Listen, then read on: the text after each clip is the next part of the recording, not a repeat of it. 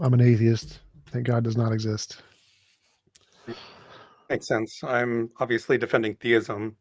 Did you want me to present positive arguments, or did you feel that you had like some negative arguments that you thought were particularly robust, like, for example, some sort of problem of evil?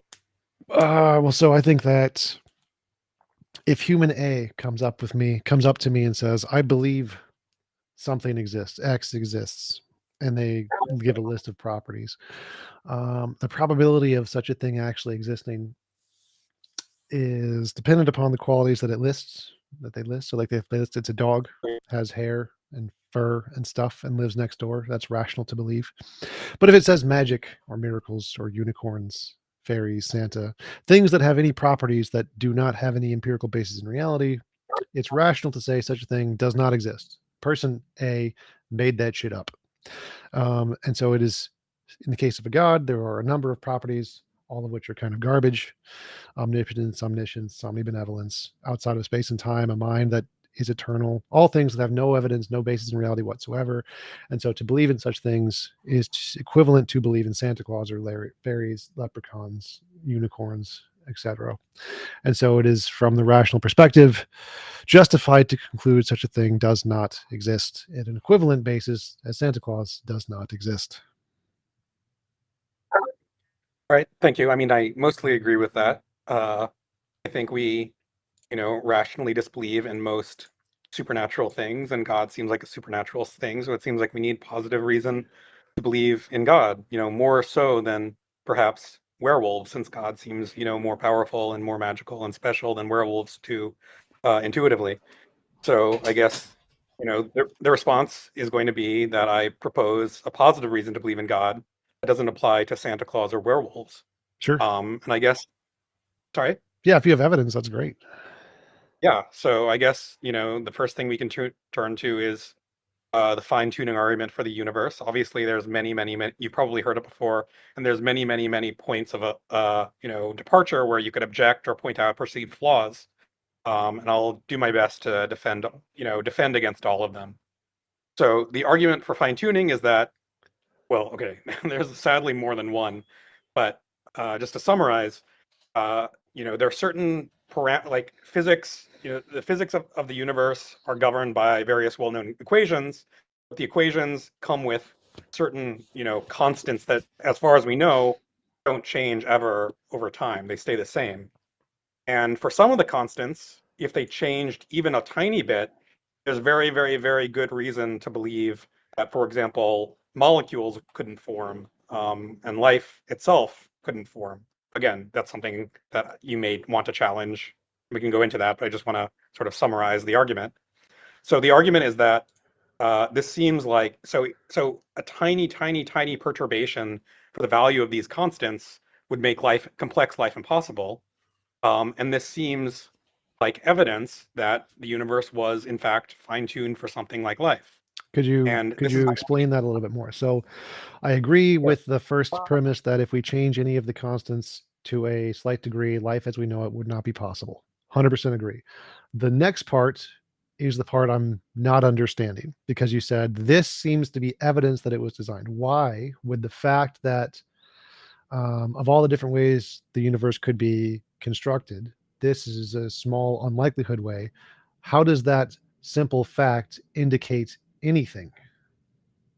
Sure. I mean, the argument is going to be on, on naturalism, the prior probability of a life permitting of constants being selected for the real values being selected is going to be very low. Whereas on theism, or at least the kind of theism that I adopt and I'm currently arguing for, it's going to be very high because the creator wants to interact with life.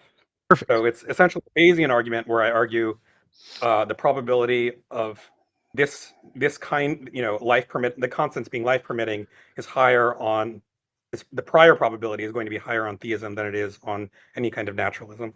All right. So here, thank you for summarizing. That's perfect. So the problem with this argument seems to be that you are cherry picking a particular kind of theism and saying a particular kind of theism, which has some kind of predisposition to create a life permitting universe, has a higher prior probability than a general kind of naturalism of all possible logically possible variations of possible forms of naturalism. Now I can, which this is a double standard of some kind, and so I can take a particular version of naturalism, let's say my particular model of naturalism, that there is some supervening law of physics that intertangles all of the known laws of physics such that they could not be different. If this version of naturalism existed, the priors would be higher than that of a god, or equivalent to that of a god. Now, of course, there's lots of different versions of naturalism. There are infinitely many possible laws or ways this law could be that could select for any of the possible variations of the ways the other laws could be constructed.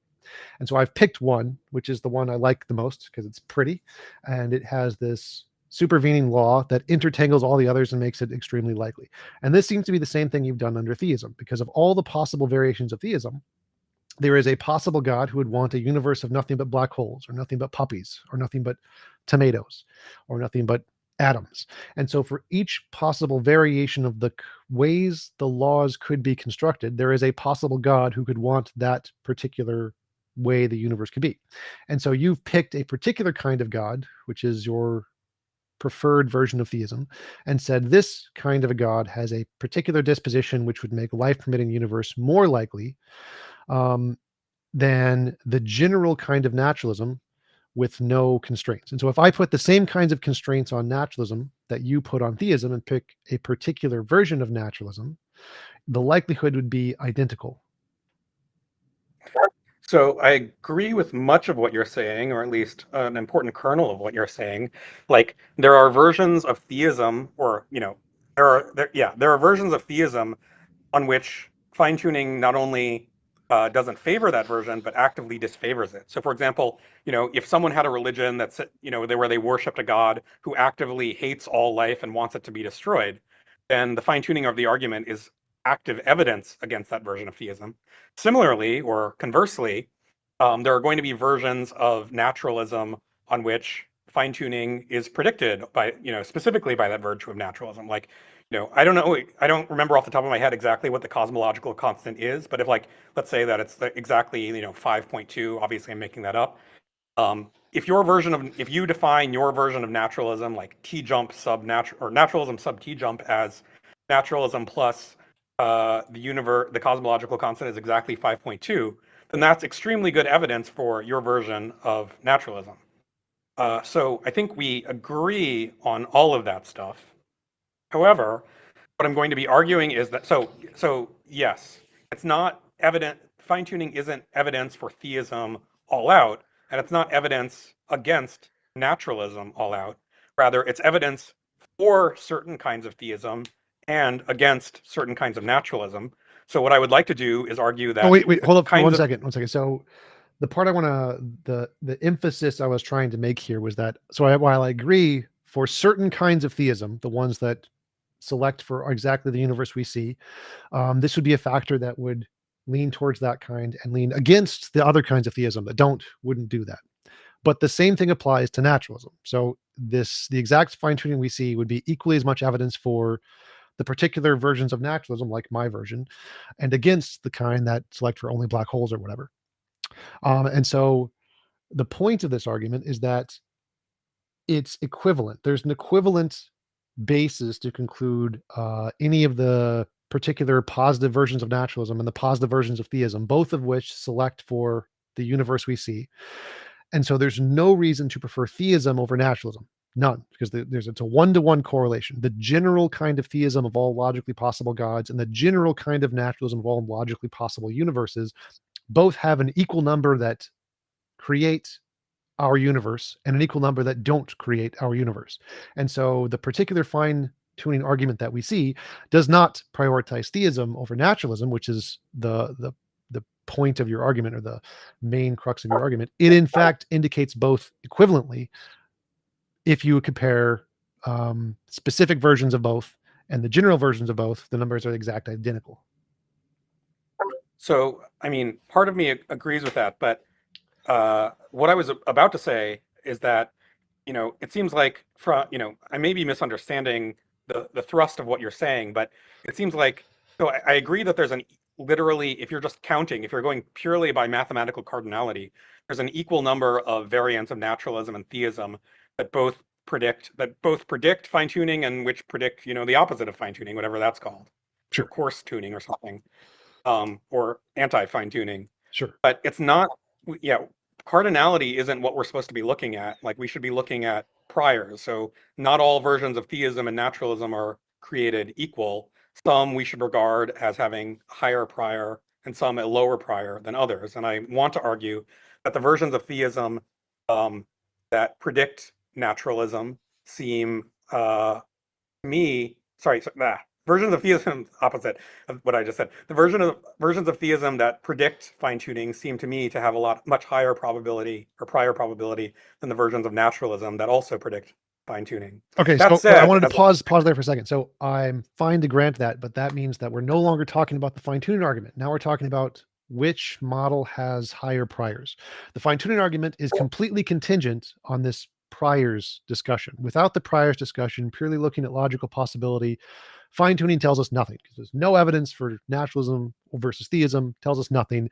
And only if you look at this other argument, the priors argument, and only if this argument works, does the fine-tuning argument have any weight whatsoever? Would you agree to that?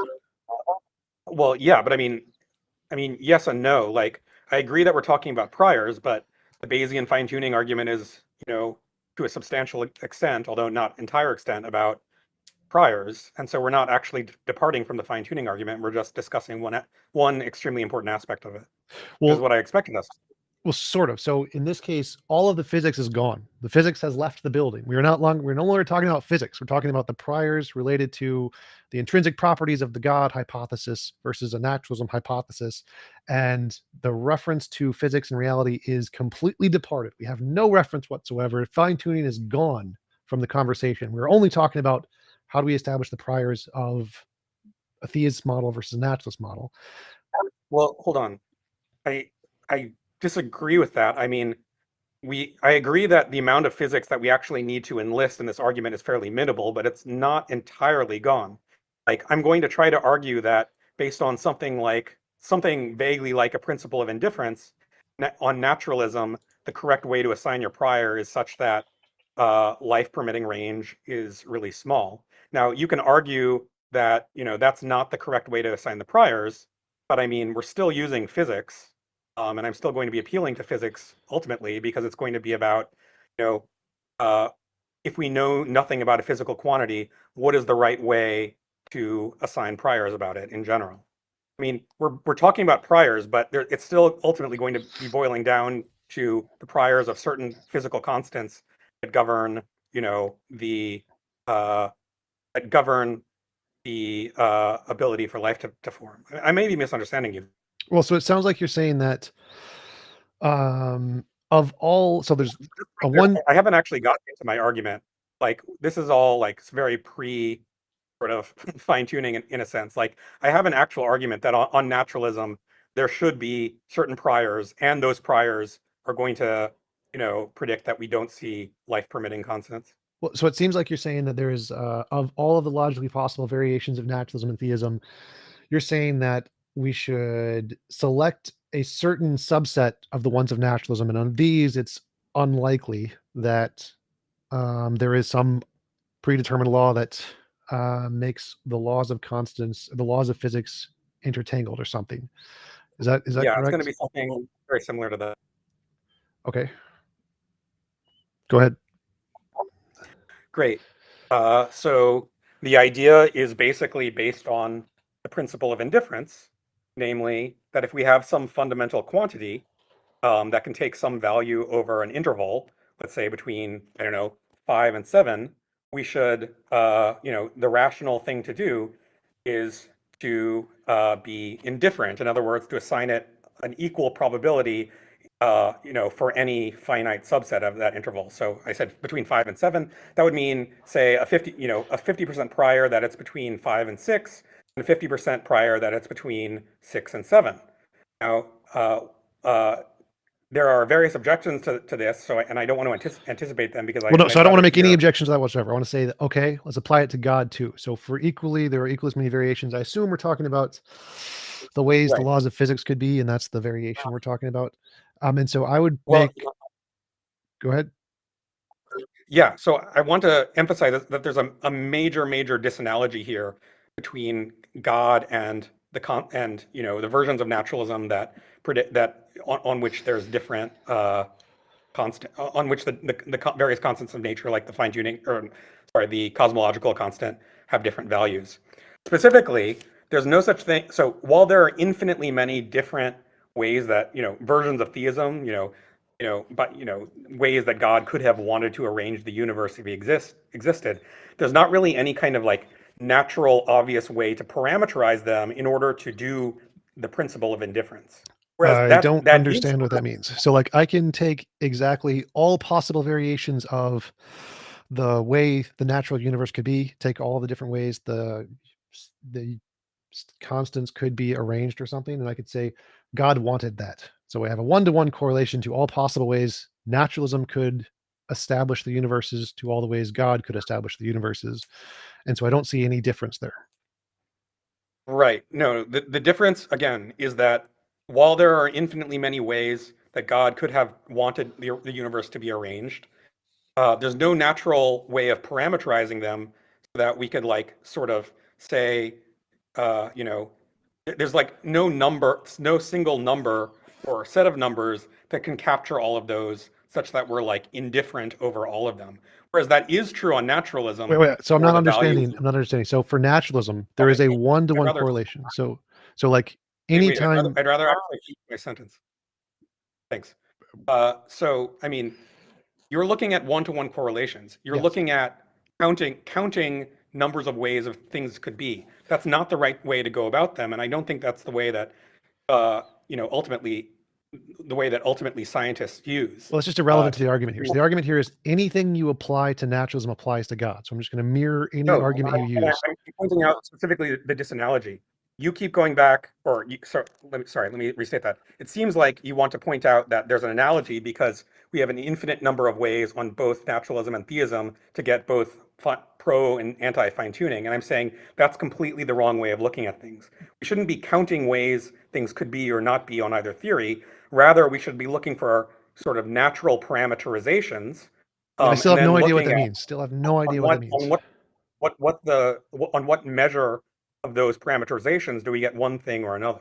Again, I still have no idea what that means. So I've actually like four times. I have no idea what you mean by parameterization. It seems like you're cherry picking a particular arbitrary set of criteria that is beneficial to your hypothesis for absolutely no reason whatsoever.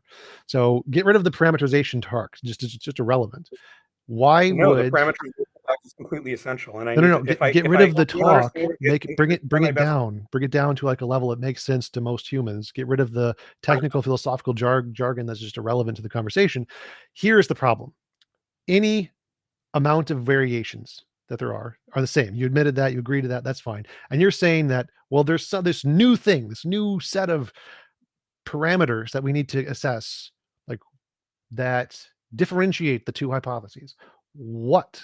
What are you talking about? I have no idea what you're talking about. Okay, well, I'd like to answer. I just want to note though that the philosophical jargon or the technical jargon that you refer to is although I'll try my best to avoid it, it's relatively essential, and basically all the academic debate, both pro and against fine tuning uses this. So it's Absolutely not just not. some It's like absolutely meddlesome not. detail. It's like reflecting something actually important that No. serious philosophers, including serious atheist philosophers, think is relatively essential. So So that let me try to shows, put it well, this just way, to however. clarify, that actually shows your lack of knowledge in the area of philosophy. None of the jargon is actually required. The reason the philosophers use the jargon is in order to expedite the conversation because there's an agreed upon set of meanings to the jargon. When apologists use the jargon, they are not using the academically agreed upon terms typically. And so there's lots of baked in nonsense I just don't want to deal with. So Well, that may be the case for some apologists, but I have in mind very, very, very similar, very, very, very serious Christian philosophers and atheist philosophers who use this jargon. It's not just like that's specific great, to but William Lane Craig, it's whom I just don't take that that is not, I seriously. can't read your mind, so I don't care. So all I want is Okay, we don't need well, the I just want jargon. to say the word parameterization is like completely universally used by everyone in these No, no, no. I don't care debates. about the word. I care about what you're using to parameterize. Like, what is this criteria you are using to say that there is some parameter that differentiates God from naturalism. What Okay. is the parameter? Okay. The parameter is the value of the constant. And I'm saying that, What? That doesn't we even should make be sense. okay. The value of so let's take a specific constant, the cosmological constant. Okay, the question is, on naturalism, it doesn't make sense to apply the principle of indifference and say that any possible value of the cosmological constant is equally likely as any other value. Sure. And I'm saying on naturalism, the answer to that question ought to be yes. Okay, and my argument is on theism, it is equally yes. Okay, what is your argument for that? Any logically possible way God could be is equivalently as likely as any other. Therefore, they are the same. Okay, and my response to that is that there's no single number that characterizes how God could be. Whereas on naturalism, That where the makes no buck doesn't sense. stop, no, please stop interrupting. On naturalism, where the Well, buck wait, wait, just don't talk stops. about naturalism. Go back to what you just said because that's the important No, part. You and could said you please you stop said that interrupting? Let's let him finish. Let's let Mark finish. no, I'm not going to let him finish because the focus here is what he just said was that it's not the possible variations of God are not equivalent or something, but the possible variations of naturalism are. And so I want to know why of the possible variations of God they're not equivalent. I don't even know what that means. That's not what I said. I mean, What I didn't say that they're not equivalent. I said there's no single number that you could use to represent the ways that God could be. So that, if you turn the number up to 10, I have then no God idea what that really means. loves life. If you turn it down to 0, then he hates life. Like, that doesn't really make a lot of sense. I can't see of any way of making that happen or making that work out. Whereas on naturalism, the buck doesn't stop with anything like God. It just stops with, you know, the way that, among other things, the numbers that the fine-tuned constants are set to. Like, there's nothing further on naturalism, as far as I know, uh, behind the cosmological constant. It's just a kind of, metaphysical or even metaphysical primitive. Right. So again, that And makes because it's absolutely a zero number, sense. So okay, like what don't you understand? so there are no limits to what God may or may want to do, and there are some limits to what naturalism could want to do if you base it on the cosmological constant. But that is irrelevant here because the cosmological constant is not the end of the conversation. There could be another thing, another law of physics we haven't discovered yet that entangles exactly what it should be. Problem solved. There is no variation. It's exactly this one. And so just like you can make up a constraint for God of why he would want this one, you can make up a constraint for naturalism of why it would select for this one.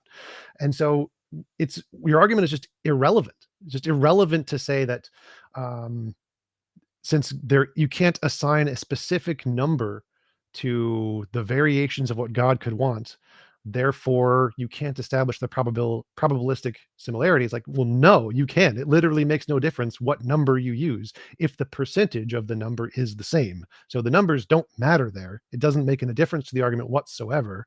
There is still exactly a one-to-one correlation of all possible ways the universe could be. And of these, they can be explained in one of two ways, naturalism and theism. And both naturalism and theism have an infinite number that cannot be quantified of possible other laws that could do things in an infinitely many ways that can't be quantified. And so your argument is just irrelevant because you're still looking at the specific version of naturalism that we know about today, like the cosmological constant, and ignoring the addition where you're making this hypothetical omni sky daddy being with infinite properties that could possibly be variations. We can do the same thing. We can make up an infinite set of potential laws that could be behind the cosmological constant. And now we have again a one-to-one correlation, if you want to call it that there's no numerical number you can place on it. Well, we can't place it on the infinite possible variations of hypothetical sky laws, just like we can't put it on the infinite possible sky daddies. And so there's still a one-to-one correlation, and your number argument is irrelevant. So, I mean, what you're saying is that there are although as far as we know, there's nothing, further behind, our known laws of physics that's controlling the cosmological constant. There could be some further law of physics, which is, perfectly natural and perhaps even atheistic. which makes which is which A doesn't suffer from any kind of fine-tuning problem, and B forces the cosmological constant to have the number that it has, or have it in some very narrow region that's overlaps the fine-tuned region of values that it could have. I agree with all of that. However, it's irrelevant because the correct way, the correct way to assess the value of the constants is basically is going to be using the principle of indifference. Well, here's where you're making the mistake. Here's where you're making the mistake, is that it's a double standard, because you're saying we're starting with the physics of the cosmological constant and saying based on just that, we use the principle of indifference to try and establish the probabilities, which I'm fine with. The problem is that when you add in the supernatural gibberish of Sky Daddy stuff, you are now going beyond the physics, way beyond. There's no physics that indicates any of that garbage at all. But in order to make a equivalent case for naturalism, you have to do the same thing under naturalism. You have to go to naturalism plus. And under naturalism plus, we are allowed to add in whatever mystical nonsense we want, like extra laws of physics. And now the principle of indifference, while it does apply to the cosmological constant in our current physics limited knowledge-based science universe, once we go beyond that to the level of the metaphysics, which with the supernatural Sky Daddy, now it doesn't apply anymore. The principle of difference doesn't apply anymore to this new naturalism plus realm, the metaphysical naturalism realm, because we're applying the same principles you are to the Sky Daddy. And so if you want to say that there is no potential numerical limitation to the possible things the Sky Daddy could want, then I get to say there are no potential limitations to the possible ways that the super laws of physics could be. And so it's just an irrelevancy whether you're using the principle of indifference to establish the current cosmological constants, because if you are allowing your hypothesis to go beyond the physics, you must allow the naturalist hypothesis to go beyond the physics. And your argument is, again, a one-to-one correlation. So I'm trying to piece that together in a way that I can obviously I can understand fragments of it, and I think I've tried to address some of it. But I feel like there's something in it I'm missing. I mean, again, I'm agreeing that you could try to mirror the theistic explanation by positing the existence of further naturalistic mechanisms that make it likely that we get the current variation, the current value or a similar value, or just fine-tuned values in general. I'm just saying that's the wrong way to approach things, and it's disanalogous. Well, I'd say the that's right way to exactly what you're doing. I'm saying you are doing that when you posit a God. I mean, I'm doing that to a certain extent, but I guess what I think it would be helpful, instead of arguing in these abstracts, to move to, maybe an analogy, which you probably heard before, that I think sort of illustrates this principle. So the analogy is going to be based on the firing squad. So, it's a classic, analogy for fine tuning. Like, let's say that you're blindfolded, in there's a firing squad in front of you, and they all, they're only 10 feet away, and there's 20 of them, and they're all masterful sharpshooters. They all shoot at you, and then 2 seconds later, you take off the blindfold and you realize you haven't been hit. Okay. Now you could argue that, listen, there's an infinite number of places so there's two theories. One, that the firing squad intended to miss, or two, that they intended to hit you, but just missed by pure chance. Well, on both theories, there's an infinite number of places that, that the bullets could have gone, but you wouldn't say from there that isn't evidence that they intended to miss, right? Sure, but I wouldn't say that's a false analogy, because I would see, to try and make that an accurate analogy. So firing squad, all the firing squad shoots and misses, and you take off the blindfold. Two hypotheses. One, there is a magical leprechaun that decided to save your life and divert all the bullets. Two, quantum physics decided to cause the bullets to miss or something. Now, both of these would be ridiculous hypotheses. Like, clearly you would prioritize they wanted to miss, because of the properties in this analogy, they wanted to miss property is all things that have an empirical basis: brains, desires, intentions, et cetera, et cetera.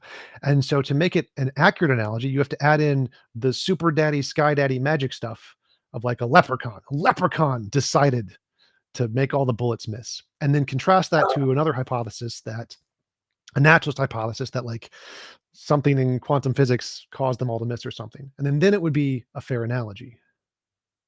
Well, hold on. The analogy, although the analogy is, usually intended to sort of highlight fine tuning, one of the features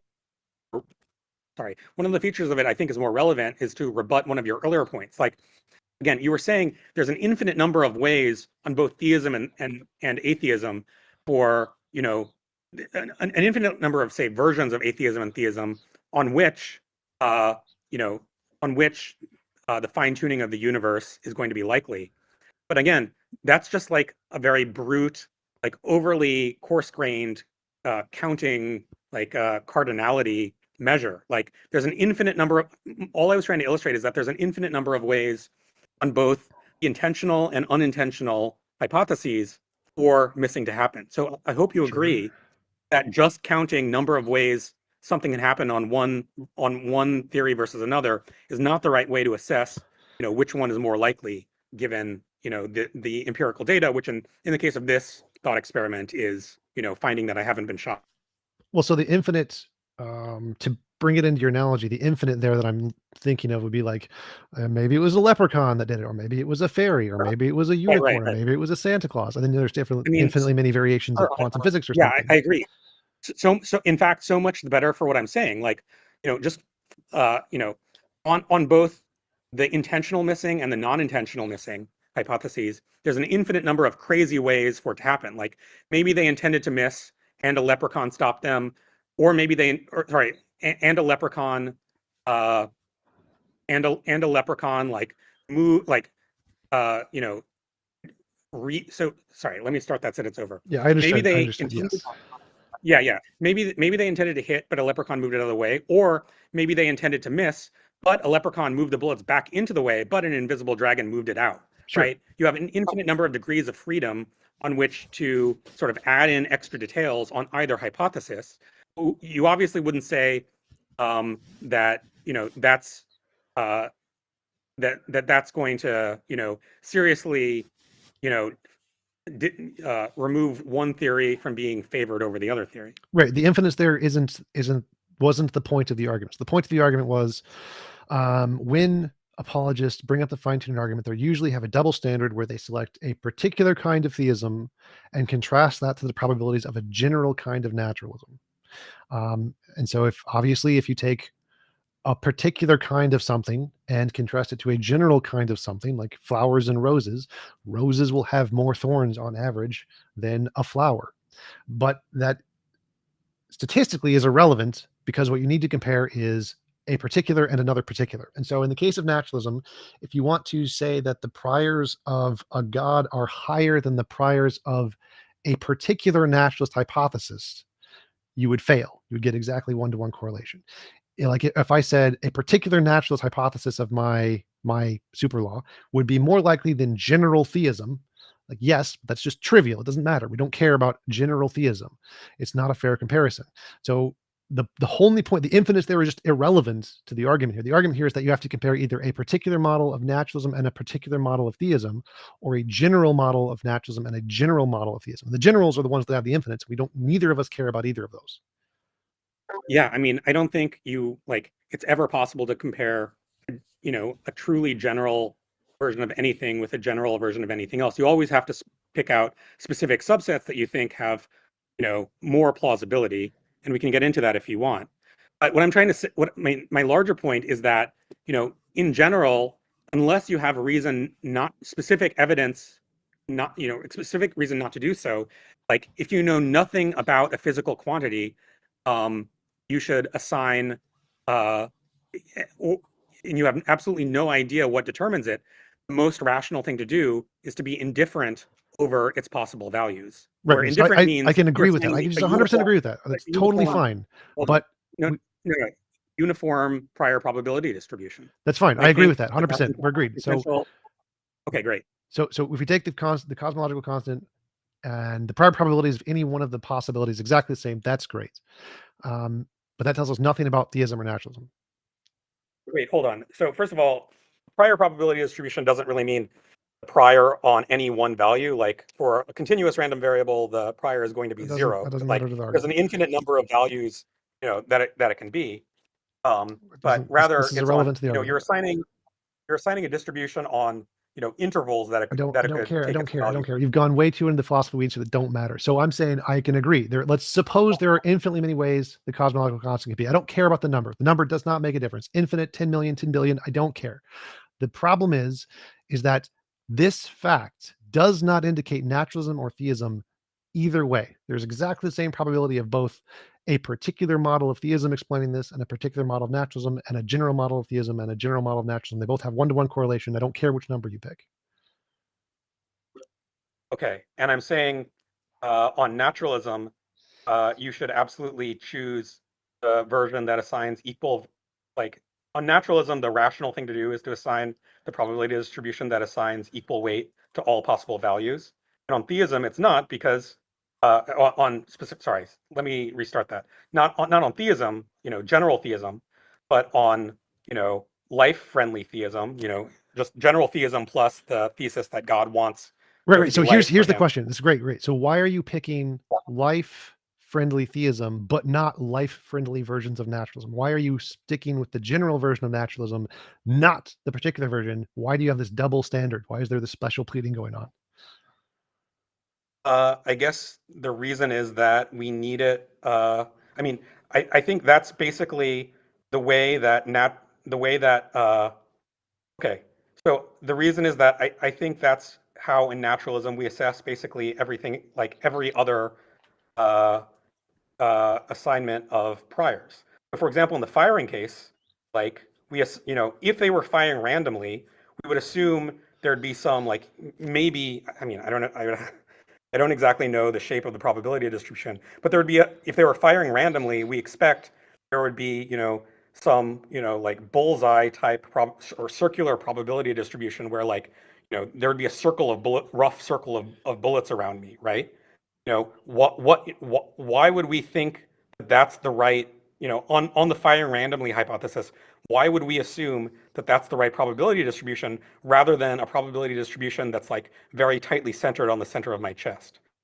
So I don't feel like I'm I lost. expressed that well, so if it doesn't make sense, I can try to sort Well, of so rephrase that. I'm lost here. So again, my question was, why are you picking a particular kind of theism, a life-giving kind of theism, and not doing the general kind of theism? And so Well, I mean, what you just I'm said not was that if we don't have any evidence for the priors, we should establish an equal probability across the entire spectrum, which would include general theism here, right. So not I guess, life permitting theism. And sure. So but I'm not right. So the reason is that I'm not trying to defend general theism, obviously. I'm right, trying to defend a version of theism that's life friendly. right. And so then I could say I'm defending a version of naturalism that is life friendly. And so we can just forget about general naturalism. And now, how do you show that there is some statistical Sure. difference And here? yeah, and the answer is that if you can do that, then we would basically be unable to do science, or more generally, What? hold on. Well, I mean, let me finish. We would more generally be unable to make any kind of probabilistic inference. And the reason I just gave, although I feel like I didn't express it completely adequately, is that we should basically be indifferent in the firing squad case as to whether they were firing randomly or not. Okay, so I'm Like, not there are going to following be your versions logic of here. I don't naturalism. understand. I don't understand Sure. how, like, There are if going to I be versions of there are going to be versions of naturalism on which it's extreme, on which even if they're firing randomly, it's extremely likely they hit me. So why don't why do you rule that out when you decide that I don't, I'm that still lost. I'm they still made completely lost here. So go back to the part where, so I'm saying we grant current physics in science, and I'm saying that's the starting point. And then I'm going to go beyond that. I'm going naturalism plus to a life permitting version of naturalism. And you're saying this is bad because why? I'm saying it's bad because in almost every other case I can think of, when we see when we see uh, when we have quantities we need to make probabilistic estimations on, we attach uh, more or less uniform priors unless we have specific reason not to do so. Okay, I'm still lost, still lost. So there are no priors here. I'm not assigning any priors to this. I'm not saying that this is a high likelihood prior probability. I'm saying this is just a hypothesis I made up 5 seconds ago. So I'm not saying this is a highly likely probability. I'm saying It's one possibility. That's it. No, I don't care about the numbers here. So I'm saying, but you're saying it's bad. We can't do that. We can't make up hypotheses. What? That doesn't make any sense. All right, which hypothesis are you referring to? Of course, we can Naturalism that make up selects for. hypotheses in the sense that we can entertain them. Sure. But sorry, could you be more specific? I must have missed it. All right. So I'm saying you have posited a new kind of thing, supernatural sky daddy being guy who likes to select for life, and I am positing another super duper natural thingy called the super law. Now, this is not, there's no priors here. I'm not talking, I don't care about priors here. I'm just positing a thing that I can make up just like a sky daddy. I'm not saying this is likely in physics. I'm not saying we should do this in physics. I'm not saying we should do this in science. I think this is a terrible idea, which is exactly why I don't subscribe to your version of theism. I think they fail for both reasons. So I'm not saying this is a thing we should do. I'm saying if you can make up a sky daddy explanation, I can make up a sky not daddy explanation. And you're saying that hypothetically doing this somehow makes science untenable. Right. I mean, the principle I was trying to appeal to is that unless we have a specific reason, you know, if we encounter a phenomenon in the natural world, unless we have or rather a quantity in the natural world, unless we have some specific reason not to do so, and there's a bunch of asterisks that I could attach to this, but I want to keep it as simple as possible. You can push back later. In general, unless we have some reason not to do so, we're going to attach something like a uniform prior on the possible values. And you're saying, well, why? What motivates that? Why not just make up? No. I'm saying we've done that. So we have walked through this step. We're done there. We've stopped. Now you have taken another step. You've taken a gigantic ass load of a step to the sky daddy supernaturalville. And so we've assessed the prior probabilities of any of these possible ways it could be are exactly the same. And then you're saying, no, I made up a sky daddy who would pick this one. Okay, I can make up a sky not daddy who would also pick this one. Now, I've done nothing with the priors. I'm not saying I've done nothing with the priors. All I've done is saying you can make up an explanation. I can make up an explanation. And so this doesn't change the priors. It doesn't affect science in any way. All I'm doing is showing the foolishness of your methodology. If you want to go beyond these priors of the possible ways the cosmological constant could be into a made up hypothesis, we can do the same thing. And I'm not saying this is good. I don't think we should do this. But if we accept your methodology, there is no evidence there for naturalism or theism because both sides can make shit up. So I don't understand how acknowledging the possibility to make shit up on the naturalism side somehow invalidates science, but acknowledging the possibility to make shit up on the supernaturalism side somehow doesn't. Okay, so I mean, I think I understand what you're saying. You're saying that, and you've been saying that there's a parity between the naturalism and the theistic versions or positions. Like there is a theistic version on which there's a version of, there are versions, I could say, of theism on which choosing a constant in the fine-tuned range is very likely. You're saying on that there are versions of naturalism, although I'm not sure you've presented them so far, on which fine-tuned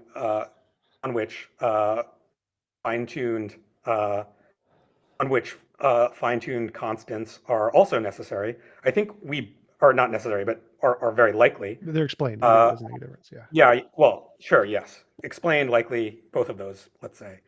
And I'm just trying to say that I think the disanalogy comes from the fact that,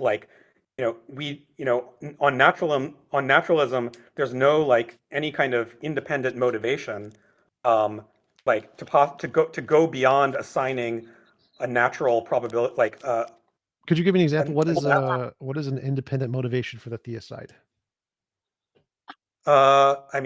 Probably the simplicity. Okay, I would probably go with something like, divine simplicity usually means something completely different, but I'm going to use simplicity here. I'm going to say that, the God hypothesis, the theistic God hypothesis is substantially simpler than the versions of naturalism on which a fine-tuned universe is going to be likely. And we can talk about that, but that's the kind of thing I have in mind. Well, so I would just completely reject that. And so would pretty much every physicist, but seems like we're departing from the fine-tuning argument entirely. We've gone to an entirely different argument. And so no, it's part and parcel of the same argument. It's just one subsection of it. Well, no, But it's not. I mean, It's divine simplicity has nothing to do with the fine-tuned argument. It's a complete arbitrary gobbledygook that's not accepted by the vast majority of anybody in physics. And so the fine-tuning as accepted in physics has nothing to do with divine simplicity whatsoever. no You have one in left physics completely.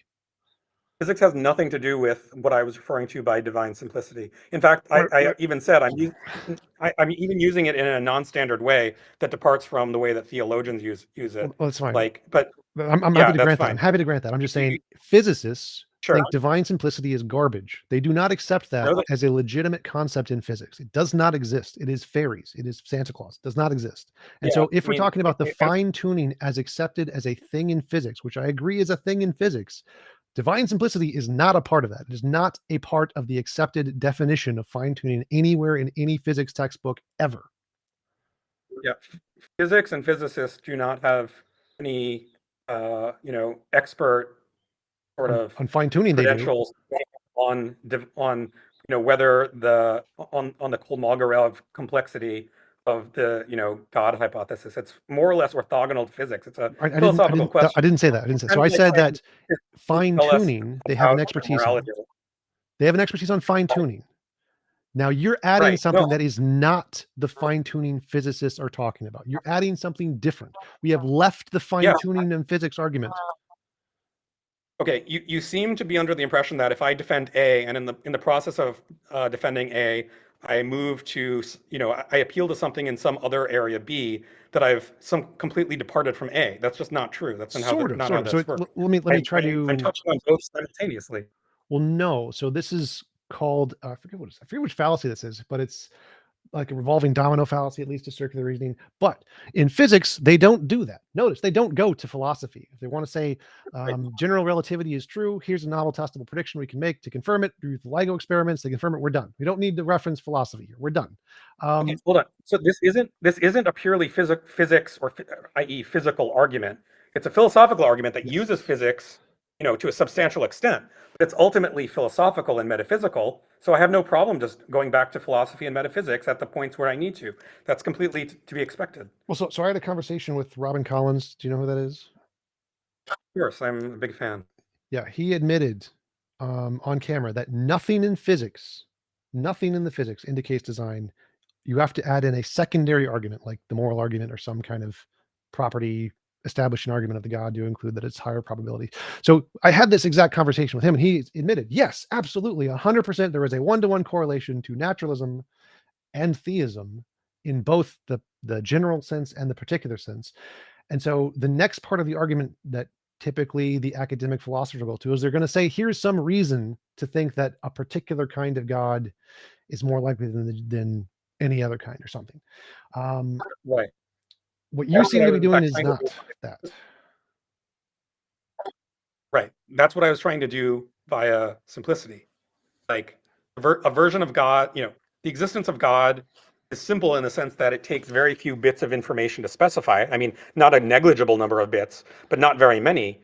Whereas I think the version of naturalism, like some imaginary version that I've never actually heard spelled out in any depth, and if you actually did spell it out, you'd probably win some kind of Nobel Prize, like on which the constants are fine-tuned, that doesn't have unbelievably high number of bits of information.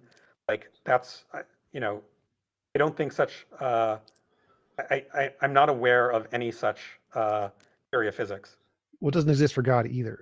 Simplicity fails for a number of reasons. One, it's not actually a thing, so it's an arbitrary distinction between a set of properties. It's not a thing. But that's a second argument. I don't care about that argument. Simplicity is just garbage. No.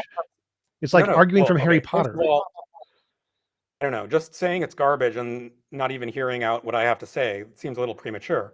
By simplicity, I'm referring to the minimal description length that completely captures every single property of the entity in question.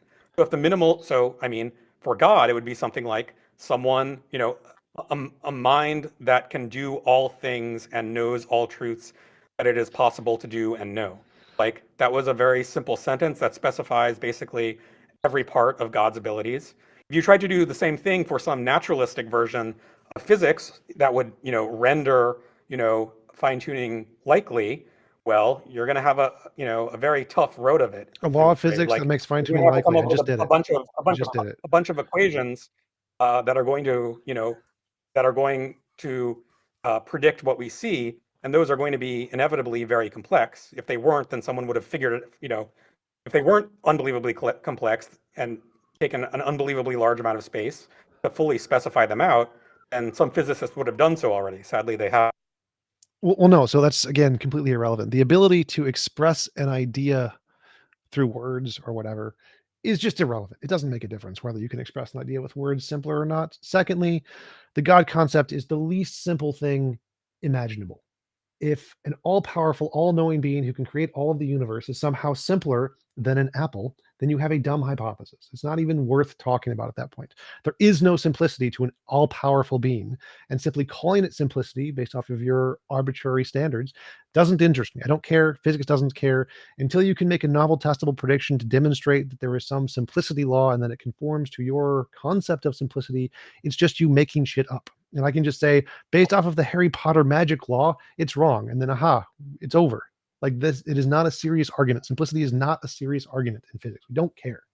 It is a serious argument. It's incredibly common to talk about simplicity in the philosophy of science and metaphysics in general in terms of something like minimal description length. And in fact, outside of science, Kolmogorov complexity is an incredibly important topic. But yeah, I think in epistemology, it's extremely commonly accepted that simplicity has something to do with minimal description lengths. And if you disagree, you're welcome to say why, but you can't just say, "Oh, that's garbage. I reject it." Oh no, no. And just The completely part that's garbage is an all-powerful, all-knowing sky daddy with an invisible mind that's outside of space-time, which is supposedly simple because you can phrase it in a sentence. Nobody in science agrees with that. Nobody. It's a joke. It's a joke. Nobody thinks God is I, simple. That's stupid. If you think an I all-powerful, don't see any all-knowing reason being to is believe simple, that. it's a But joke. yeah, I don't see two things. A, I don't see any reason to believe that. And B, I don't see any reason to trust them as the experts on the philosophical nature of simplicity and how it ties into Kolmogorov complexity. Well, I don't care. So the reason I'm saying In this is a philosophy joke of and science or not epistemology. wait. So the reason I'm saying this is a joke and I'm not interested, I've had this conversation with academic professors like Rob Coons, who are actual experts in this. I don't care what you have to say on the topic. I've already hashed through this. This is a waste of my time. I mean, This yeah, topic, it's like and it's like if you said my evidence for God is a magic farting pixie told me so. That's great. I'm going home. I don't care. So do you have anything that isn't garbage that you can present as what was it? What were we talking about before? Why did you bring up simplicity as a way to establish some higher particular power on God, and your gerrymandered versions of naturalism on which fine tuning is going to come out as more likely than not. yeah, why are you selecting a particular kind of theism, not the general kind? And you said because of simplicity or something. They all have equal simplicity anyway. So it doesn't make a difference. That wouldn't give us a reason to select a particular kind of theism over general kind of Oh theism. yeah, no. I mean, I just gave the definition of God. Like it's not the existence of God that's going to be the simple hypothesis that clinches it for theism. It's going to be the existence of God plus some attitudes that God has, which subtracts from the simplicity. It makes it a little more complex, but not that much more complex. Well, that part I don't care Whereas about. the I don't version care. I do not care about that part. So no, I understand. No, I get it. You don't care, and you're not willing to entertain any of the arguments. So it's like completely pointless. I think we agree on both of those things. well, no. So the point is that I can just define naturalism as simpler than God by definition, no matter what, simpler than Right. God. Poof, Yeah, but I've I'm not made a just. better, That's simpler not what way I'm than saying. yours is. Just That's it. It's misunderstanding. done. It's just Right. You just completely misunderstood. no. You have misunderstood. No, The problem it's here not is by that fiat. There are wait. reasons for defining It is by simplicity fiat. The in terms definition of of. God is literally by fiat. You've made this shit up. There is no basis in physics for this. It's made up. It I is have no literally idea by what it fiat. means to say the definition of God is by fiat. Like obviously, all 100%. definitions are by fiat. Sure. Well, But it's not the definition of God I was saying. I was claiming like anything interesting about, or claiming like is or is not a matter of fiat. Rather, I'm saying there are good reasons for thinking that something like Kolmogorov complexity, that is the amount of information it takes to express something, that's a good measure of simplicity. And then I'm saying on that measure, on that sort of intuitive measure of a simplicity, a human-friendly God is going to come out as simpler than some extremely gerrymandered, completely mysterious, abstract version of naturalism that you can't actually come up with. You Well, can't no. So actually again, this is the specify. part that's just gibberish. No, saying an all-powerful, all-knowing sky daddy outside of space-time is in any sense simple is wrong. 100% wrong. No, it's not. I'm not. Okay, It's well, not that's worth just my personal time to incredulity. discuss that. Not, So I can just make a simpler argument. no, I yeah, can say no, that the you concept just in want to appeal physics. to No, incredulity. no, That's no. all. The concept in physics of a law that we haven't discovered yet, as it has a basis in reality, is simpler than a made-up sky daddy with no basis in reality. Now, when you're talking about reality, it is obviously complicated. Reality is a complicated thing. So to express things that have a basis in reality require more constraints than made-up magical metaphysical sky daddies. And I'm happy with that. I don't care at all. Everyone in science is going to agree with me. Yes, a law of physics existing is simpler than an all-powerful sky daddy who's outside of space-time. Not a thing. And so I would argue that in order to establish a criterion of simplicity, you'd have to say a thing that is only allowed to have principles or a combination of principles, particles, and laws that have been demonstrated to exist independent of our imagination, and any additional properties that have not been demonstrated to exist independent of our imagination is an infinite level of complexity that is a complete garbage waste of our time. And that is essentially what most scientists would agree to. And so I don't care about your simplicity property. Do you have anything that's serious and not a joke? Yeah, I mean, Sorry, Mark, I don't mean to interrupt. Apologies, right? Is there any maybe you could give some examples of like sets of propositions that conform to the principles you mentioned, and then I don't know, maybe TJump would agree or disagree, and then I have no we can interest. kind of see where the I've already divergence debunked is. this. I've already debunked this. I want to move on to Oh an yeah, no, actual but I'm just saying. serious position. So simplicity is garbage.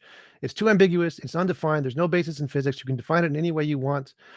God is definitely not going to be simpler than laws of physics based off of Kolmogorov complexity. Nobody thinks that except for people who are biased. And so that isn't an interesting conversation. I like the fine-tuning Can we argument. give? That's a fun argument because it's actually based in physics. And thus far, I've demonstrated a one-to-one correlation. And the only symmetry breaker he's presented is this simplicity garbage, which is just a definition game. Could you, Do you have could any you other just ways? give? Because could we maybe give him a chance to get like maybe he could get his No, get like you to no, kind of follow no, some of his ideas. no. I've already I've I mean, debunked Mark, this. is there another? Moved Oh, on. that's fine. Okay, maybe So Mark, I is there want any a other different thing other kind of than approach simplicity. Do you have want to any take? other kinds of symmetry breakers? wait, hold on. Which person should I answer first? Me. You should ignore Uh, Gabriel. Talk to me. yeah, maybe. Well, whoever you feel like responding to, Mark. Yeah, no, I'm going to lean on simplicity, and either you can leave or Yeah, I'll you can leave. I'm stay. happy In to which leave. I've case, been I'm going paid. I to. can leave.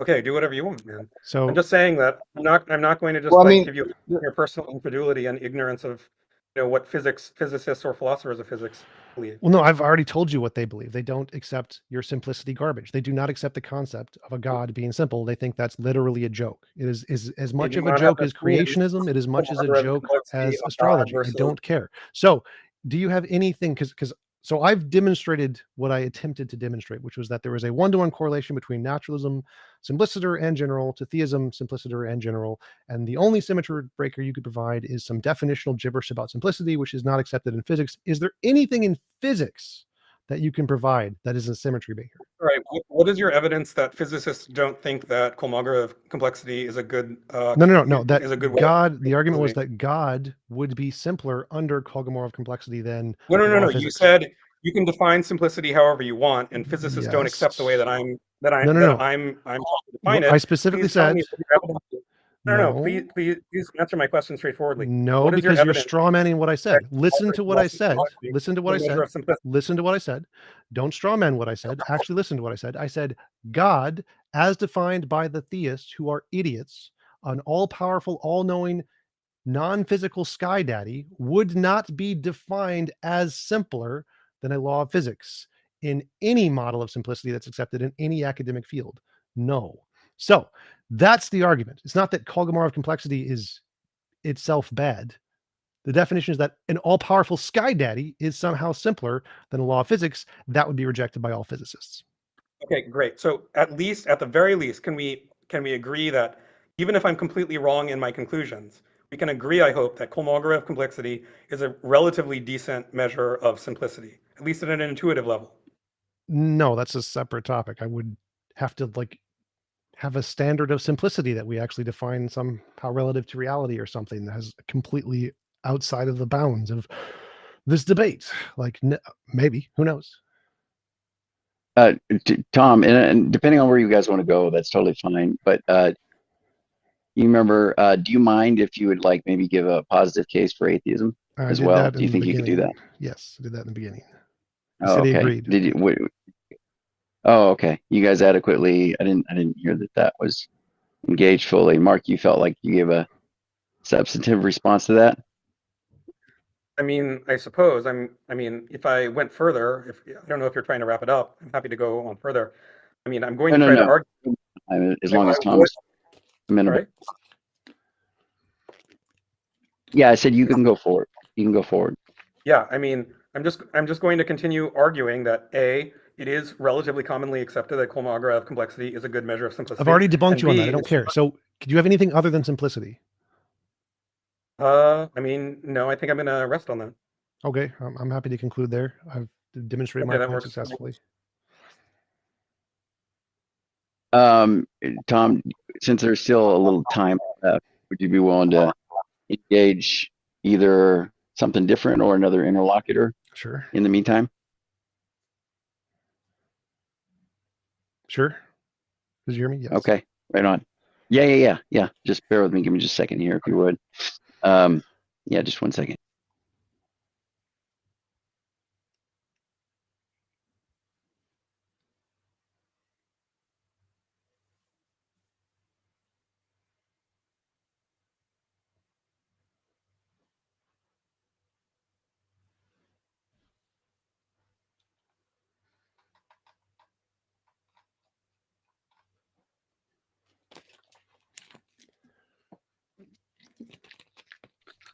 All right.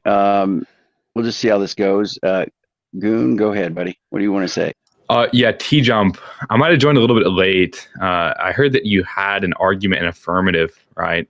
That concludes that God doesn't exist. Can you present that argument? Sure. Yeah. I said if person A comes up with a thing they believe exists, object X, and the properties of object X are things that have an empirical basis, like hair, bipedal, dog, whatever. Those are rational to believe. But if the person adds in properties that have no basis in reality, that have yet to be demonstrated, exist independent of our imagination, like miracles, magic, mythical creatures, paranormal, supernatural, UFOs, it's rational to believe that such a thing exists to the same degree that Santa Claus exists, which is not at all. And so if someone says they believe a sky daddy exists named Yahweh, it is rational to reject such existence to the same degree it is rational to reject the existence of Santa Claus. Yeah, so I'm just going to ask how that follows, right, with regards to the evidence claim. So can you give an argument for that? I just did. What are you talking about? No. You gave like the claim, right? But I'm asking like for the argument for the claim, TJump. I just did. Okay, do you know what claim I'm referring to? I don't think that you can track the conversation right now, TJump. Do you know what claim I'm referring to right now? I'm done with this guy. Next. All right, I gotcha.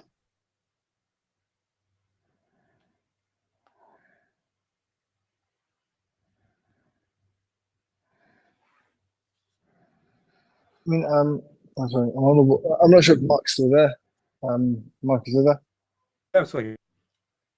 Yeah, so like, I know TJump, you're reluctant to engage on the point on simplicity, but I was just thinking like probably within that area there may be like some point of convergence, right? Like for instance, there could just be some compare or contrast. I'm not interested in debating simplicity until simplicity can be demonstrated as a property that exists. Like, I have no interest in discussing. No physicist agrees with me there, or agrees with. Rather, he wants to say every physicist agrees with himself. Well, no one is a generality for the consensus in that case, not literally every single physicist. What are you basing that on? Can you give me some like poll or something? I've spoken to physicists in the field and they have agreed with me that this is the consensus in the field. If you would like specifically to talk with them, you can go find out. But that is the view is that they agree. The consensus of physicists is that simplicity in reference to a God is an absolutely garbage idea. It's laughable. It's a joke. Pretty much every physicist I've talked to has said the exact same thing. So my question for TJump is, so for TJump to believe in God, you would have to believe that he exists in the realm of physics. No. Right? No. So I even listened, and I think I kind of followed suit with Goon. You didn't really give an argument for why there couldn't be, in your words, a sky daddy. Well, I never I said mean, there I think it's couldn't be. rational. That's not the argument. Like, there's no Well, logical so that's what I'm contradiction. saying. So under what logic? Like, is it within the laws of physics? Like, under what science would you go, okay, there's a God? And if you have novel testable predictions, that would be great evidence for a God. Right. I mean, it's just weird. Like, you see examples of creation, right? Like, you What? know who your mom and dad are. You were made. Sure. Um, That's not it is creation. kind of There's no strange. creation there. That's It is biology. kind of strange. Well, what I'm saying, well, That's it biology. arguably is. It is creation. No, It took nothing, two no people to matter make is you, created. Energy right? is not created or Right. destroyed. So, There's no creation there. well, I'm not going to get into word games with you, What? right? But you do have examples of us coming from something. Okay, so Sure. we'll Agreed. agree. We'll agree to disagree on creation. Well, Okay, I agree we come from something, but but there's no evidence of but creation as there. far as the debate is, does God exist? Sure. Right. So I heard why you don't think a God exists, but you didn't clarify under like what pretenses. And I think maybe that's why Mark's leaning on simplicity, is because you. I don't under think what anything you're conditions would you saying relates believe? to what Mark was saying. But what is your argument? Under what conditions would you believe? Well, I mean, I'm getting to the crux of the debate, what it's supposed to be about. Under what No, you're conditions not. do you believe a God would exist? Novel testable predictions. So if you make novel testable predictions related to a God hypothesis and they are successfully confirmed, that would be evidence of a God. So what would that look like? If I died and met God after I died, that'd be great evidence. Or if Jesus Right. came back, that would be great evidence. If the things in Revelation happened as they're supposed to happen in the Bible, that would be great evidence. If we had a time machine, if you go see Jesus, that would be great evidence. See him rise from the dead. Cool. Like any novel testable predictions. Do you believe in historical Jesus? Yes, I believe the historical Jesus existed, Okay. but there is no evidence Okay. of miracles. No evidence of miracles. Correct. So I guess this is kind of weird because miracles are supernatural, right? Not necessarily. No. Well, it's unexplainable, right? Typically, like that's No. what a miracle is. Literally, no. God did it is the Well- explanation.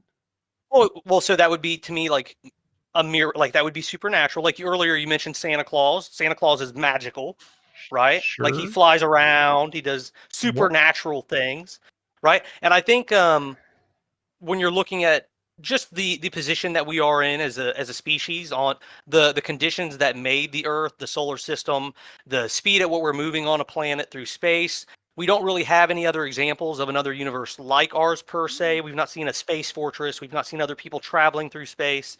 Don't you think this could maybe be a supernatural experience that we are on, like right now? I When we have no literally other example? did not understand what you just said. So Right. there's no So, wait, stop. So you said there's no evidence of Sorry. other universes. Yes, that is correct. I don't know how that tracked into anything else you said in that sentence, but you are Well, correct. we're going by the hard line. So it took you to see Jesus or for you to time travel to understand Jesus, Well, right? no, that's Well, just an example. Right? That's just an example of a novel testable Okay. prediction. Well, so this is kind of what I'm getting at, though, right? Under the circumstances of like us being on a rock, speeding through space, and with rocks that are the perfect size, perfectly aligned, They're not. for us to have this debate, to allow us to exist and have this debate, right? And With the sun. how do you think that We've indicates not observed. how but hear me out. how do you think Please let me that finish my thought because I indicates a don't want God? there to be any more confusion. Well, no, I don't Right? need to finish your thought. You're bringing up I'm fine trying to tuning. show you. I'm just trying to show you Okay, stop an example talking. of maybe Stop something talking. that is Stop talking. supernatural. Stop talking. You're bringing Yes, up Seth. the solar system and the orientation of the planet in the Goldilocks zone, and you're saying this is supernatural. No, it's not. Literally not. There are tens of thousands of planets exactly like this in the Goldilocks zone all over the universe. We've mapped them out. There's We don't know literally, that. we do know this. We literally know this. There We is do a not. section of We do NASA. not know this. We do literally know this. There is a section of NASA that has literally do not mapped know these that, planets. John. We do. All right. So if you reject We that, do you're not just know- rejecting reality, and I don't have time for you. Yeah, So you know what? can go. And I'm fine with that. And You can go. I'm fine with That's right fine. there. I would never assume You can to move him. know You can move what him to the other audience. planets You or can what move life him to is the on them. audience. You're correct. But the one thing I do know, Can you move him away? Can you move him away now? Because I'm totally done with this guy. Go away. The one thing I do know is that Andrew. we haven't seen any other Andrew. example. We just know us. Andrew, can you move him forward, please? Goldilocks. I'd like to ask you about. So it seems like you're amenable to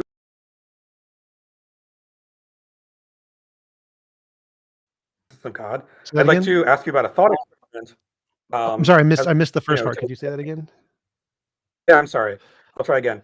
It seems like you're amenable to some empirical predictions of as a means of trying to argue for God. Sure. So I wanted to try running a thought experiment on you to see if you would consider this to be evidence of God. Sure. Let's say Sure. So, let's say that we, measure this has, forget about fine tuning for now. Let's say that we measure but let's, still focus on some of the constants of nature. Let's say we take the cosmological constant. Somehow we can, measure it to like, 1,000 decimal places. Like that's obviously unrealistic, but let's just go with me. Let's say that if we, we notice that if we write out the the decimals of the gravitational or cosmological constant in base 2, and we can interpret it as, and then we interpret, that binary string as Morse code. It's a string that says like, I am God, I left this message for you or something. Would you consider something that specific to be good evidence for God? Well, because of numerology, probably not, because I think you can, using different mathematical assessments, you can essentially make any string of numbers say anything you want. But I think a better example would be like, if the Bible specifically said the world is 4.5 billion years old, and then we discovered it Wait, thousands of wait, years later, that's evidence, yes. Which is why I think the best okay, evidence for God is from Hinduism, because it actually got the number wait. pretty So, close. I mean, I'm not talking about doing anything crazy to uh, to this binary string. I'm just saying interpret it as straightforwardly as Morse code. Yeah, so I don't Like know. I would if it not only said, I am God, this is a message I left to you, but also encoded, let's say, a proof of some famous unsolved mathematical conjecture, would that be like surprising enough for you to believe that it probably came from at least some designer, if not, an omnipotent one?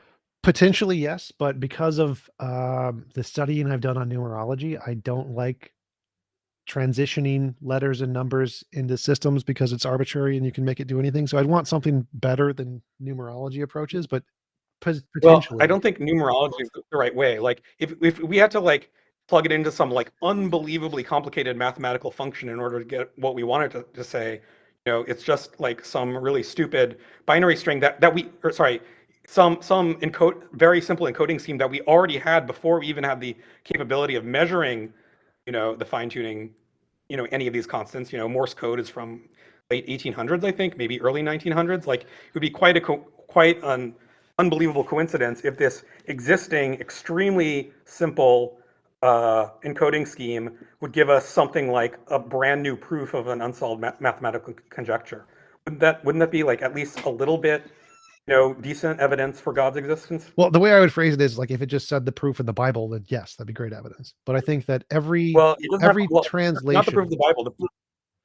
If it didn't say anything about the Bible, just said, "I am God, and here's the proof of the Riemann hypothesis," would that be enough to count as, minor evidence for God's existence? potentially yes. But again, I think for every Okay, great. translation from a language, each separate translation can adds infinitely many possibilities to make it work or make it into something meaningful. That's what numerology is doing. So I don't like that. So I would just make it simpler. Say, if the Bible said, here's a solution to the Riemann hypothesis, would it count that as evidence? Yes. Yes, I would. Yes. 100%. Well, hold on. So it seems like you're a little ambivalent there, but you have at least some minor sympathy. But if you agree that, if we go down the route where you say, yes, it's at least a small amount of evidence for God's existence, wouldn't you just like run every single argument you've already run, on that? Like, couldn't you just say, listen, there's an infinite number of versions of naturalism on which, the value of the gravitational constant would encode in Morse code a proof of the Riemann hypothesis, and there's an infinite number on theism and an infinite number on both in which that's not true, so that couldn't be evidence for God at all. In other words, it seems like you're reasoning this No, that would entire only time, now that apply to proving it post hoc too much. rationalization. So if it's a novel prediction of something we didn't know yet that was predicted and found to be correct, you wouldn't be able to use post hoc rationalization to find an alternative hypothesis that can explain the same data and have it be equivalent evidence for both. So like, even though there are infinitely many hypotheses that can all explain all data, problem of underdetermination, they are not equivalently justified by the evidence. So like if one of the hypotheses makes a prediction and gets it right, that one gets more evidence than any of the others you can make fit the evidence after the fact. So if you have a prediction Okay, that so then, this will happen, that you will find this sure. pattern in the universe or something under my God hypothesis, and we discover it, that would be evidence of yours. And even if I can explain it with other hypotheses, it wouldn't make a difference. Well, hold on. Let me. I might need to vary the example a little bit to get at what I'm trying to get at, but I'm not 100% sure I know exactly what you mean by novel or prediction. Like in this scenario, like this is such a in the scenario name where we can read out the proof of the Riemann hypothesis by reading the values of the fundamental physical constants. Like this is so specific and crazy that no human thought to predict this in advance. It's just something that we discovered and noticed. Yeah, I mean, that's I the don't part think where numerology is like, well, we can discover lots of examples like that all the way. It's like there's I forget what the library is called. The library that has all possible variations of all words in it. I forget what it's called. Library of Babylon, no, Library of Alexandria, I think, Yeah. the Borges thing. Yeah, I think so. And so we can go and find in that library all kinds of crazy stuff. Like Jesus is the one true God or something in section QB and whatever hex is found. I don't really care about that. What I want is the novel prediction. I want you to predict something we don't know yet and discover it. And that would be good evidence. Well, suppose right. So in that case, if I'm understanding you correctly, which I feel like I might not be, if no one had predicted specifically that we'd find this pattern, but we didn't found the pattern and suddenly knew the proof of the Riemann hypothesis, you would say that that's not evidence for God because no one actually thought to predict. Oh, in the case of the Riemann hypothesis, yes, I think that would be good evidence if it actually had like a solution that would count as a novel And prediction. is that only because? Okay, got it. Well, what if the day before? What if we already knew the proof of the Riemann hypothesis? What if the day before we measured the constant and decoded it from base 2 or binary? What if the day before we had discovered a valid proof of the Riemann hypothesis? Would it in that varied scenario would it not be evidence for God anymore? Just because we already knew that? Like if it was a thing that pre-existed that had the solution prior to our knowledge, then it would still be evidence. So like if we discovered say we discovered the Riemann hypothesis and then tomorrow we discovered a manuscript that's 5,000 years old that had the solution written by God or whatever, that would still be evidence of God. Okay. So when you say a novel prediction, it doesn't have to be literally novel, unless I'm misunderstanding you, which again I might be. It doesn't have to be literally novel in the sense that it says something, says something that we didn't already chronologically know. No, it has to be novel for It the just has to- individual who made it. So the individual who made it couldn't already know about it. So like if they already knew the answer, then it's not novel for them, and them being able to post hoc rationalize it isn't evidence. But like if there was a book 2,000 years ago that wrote DNA is a double helix told to me by Yahweh, that would be great evidence of Yahweh. That's a novel prediction for that guy back then. Okay, understood. But then in that case, couldn't I just say, listen, it's novel. It's whoever, A, measured the constants of life, and B, figured out the laws of physics on which they determined that varying the constants a little bit would, make life impossible. It was novel for them that, to discover that the universe is fine-tuned for life. So, I mean, we do get a novel prediction. Now you could of course, now we're getting back into the territory we were getting in before, where you say, listen, yes, it's a novel prediction, but it's also a prediction of certain versions of naturalism, just as many, in fact, as it is on theism. But then I can just say, well, in that case, you shouldn't, in the Morse code Riemann hypothesis case, you can say exactly the same thing. There's going to be an infinite number of naturalisms on which there's a novel prediction, as there is on theism. So I don't see how, how there's any asymmetry here. Well, again, novel prediction is a person made a prediction or whatever. And so if that person has a hypothesis and makes a prediction and get it right, that hypothesis takes priority. So I don't see underdetermination means you can always explain all data, including novel predictions, by infinitely many hypotheses, no matter what. It's irrelevant. Mark, do you mind if we just tag Shameless in here for a little bit, and then we can come back to it if we still have some time, because we don't have a whole lot of time left. So I was kind of hoping, or do you want to real quick? Or? I mean, if you swap, obviously it's your room. You can swap Seamus in. I have a feeling. Yeah. Right. I have a feeling that if you do so, their dialogue, either one of them will leave, or their dialogue will take a long time. In which case, I'll probably check out. But if you are okay with pausing that for a while, I would continue to press on this line. Yeah. Okay. Okay. All right.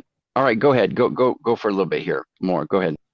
Right. Yeah. No. I just don't. I think your argument from before, if you're taking this line about, what you're calling novel predictions, you're not really going to have a big disanalogy between, the crazy and extremely implausible thought experiment I give you and fine tuning. Everything you can say about one, you're going to be able to say about the other. Like they're both going to be novel predictions and to exactly the same degree, and not novel predictions to exactly the same degree. And they're both going to have an infinite number of compatible naturalistic versus non-naturalistic explanations to exactly the same degree. So if you think one of them is evidence for God, you should think that the other one is evidence for God. Well, that part doesn't make any sense. So a novel prediction is a hypothesis makes a prediction before it knows the answer and gets it right. And that would be the defeater. That would be the one that's like, hey, this guy got it right. That's it. That's all you need. So if you're saying like in the case of the mathematical solution or whatever, like, I don't know on that one, it's not really relevant to what I would care about. But if you make a hypothesis and you make a prediction and you get it right, you get the evidence. There's your defeater. Okay, so then help me understand. I measure the constants, I decode them, and I find that they encode a message from God that includes, or a seeming message from God that includes the proof of the Riemann hypothesis, even though the proof of the Riemann hypothesis in this case is already known. Sure, as All long right, as it what- says, can you tell me I, what the God, novel give you prediction is? this answer, that's sure, that's evidence of God. I'm happy to grant that. Evidence of God. Okay, so the novel prediction here is God exists, you would say? No, it'd be like the solution to the Riemann hypothesis before it was known. Okay, wait, sorry. So I a just novel wanna prediction clarify. is of a phenomenon. We have a hypothesis. The hypothesis is God exists. The prediction is if God exists, he'll write us a message with the Riemann hypothesis or something. Okay, well, I can just simplify it. Like, let's suppose it didn't even mention God at all. It was just like, hey guys, it literally said, hey guys, here's the proof of the Riemann hypothesis, and gave Okay. it. Okay, would you count that as a novel prediction? No. Okay, so you wouldn't count that as evidence that our universe is designed? Well, definitely not. I mean, the fact that the Riemann hypothesis was written into laws of physics doesn't necessarily mean the universe is designed one way or the other. It just means someone's messing with the laws of physics. So, okay, just to be clear, I mean, even though I think the Riemann hypothesis should be enough, like it doesn't, it's not just the Riemann hypothesis. It literally says in English, hey guys, here's a proof of the Riemann hypothesis, and then gives an English, not just a proof, but an English language proof of the Riemann hypothesis. So it would have to say, You really don't it would have think- to say, and I designed the universe, then that would be evidence of design. Yes. Well, I mean, it's given that it doesn't seem possible to change the laws of physics from within, right? The constants of the universe, which, as far as we can tell, are completely unchanging from within. You don't think that it would be evidence that whoever set up the entire system and No, literally not. It means it would just be evidence they manipulated that one law. The whole universe could have been designed or created prior to this person manipulating that one law. Just seeing if we just see a phenomenon, this law has been manipulated in such a way that it says this message. Would that be evidence the entire universe? No. then how would it help if it said I am God as well? Because like they could have just manipulated that too. It could be, but it would be evidence they were God because they at least claimed they were God. So yes, that would at least be evidence they were God. Or if they designed the universe, they claimed to have designed the universe, that would be evidence they designed the universe. Yes. Okay, well, it seems like you're appealing to the intuitions of physicists you talk to. I'd be really interested if you polled them and asked them if in this scenario they found this feature of say the cosmological constant or whatever, if that would be evidence of design. I would be willing to bet that a humongous number of people, a humongous number of them would say yes, obviously, even though of course that's completely unrealistic, and we don't in fact find. Right. So yeah, I would agree that that particular constant was designed or manipulated in such a way to produce those things. Sure. Well, not just that, but that the universe was probably, or whatever processes governed, the core features of the universe were designed. I think that one would be a stretch. It would still probably be some trivial evidence because it could be the case that that person designed everything rather than just that one particular law. But that may or may not be the case. So it wouldn't be as strong evidence as if it literally said, I designed the universe or something. Sure. I mean, it might not be quite as strong evidence, but I think most physicists, even though I don't think in this case they're necessarily the relevant people to talk to, I think even they would say it's not maximally good evidence, but it's still pretty good evidence. Like this. Yeah, that is like seems a rational. That truly seems like if there was like a message written in the constants, you could probably infer that the universe was designed because there is a message written in the constants. That seems rational. Sure, I can count that as Okay, evidence. great. So then let's try to run your argument from before on, in this extremely unrealistic scenario.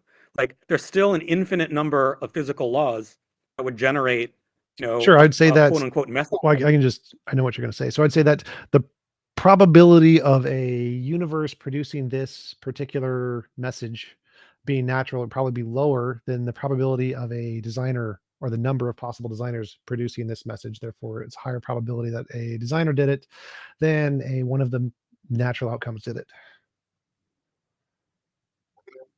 Okay, but I mean, the numbers are equal in both cases, right? No. There's an yeah, no, absolutely. There's an infinite number of gods. No, who the percentage believe here this. is what matters. Again, the numbers don't matter. It's the percentage. The Okay, percentage how do you of how do you all possible designers, of the percentage of all possible designers, and of the percentage of all possible natural universes, the percentage that would produce this message is larger on the design hypothesis than the intelligent or the naturalism hypothesis, because there's less variables in the case of that that would select for or against a message in the case of a designer than in the case of a natural hypothesis.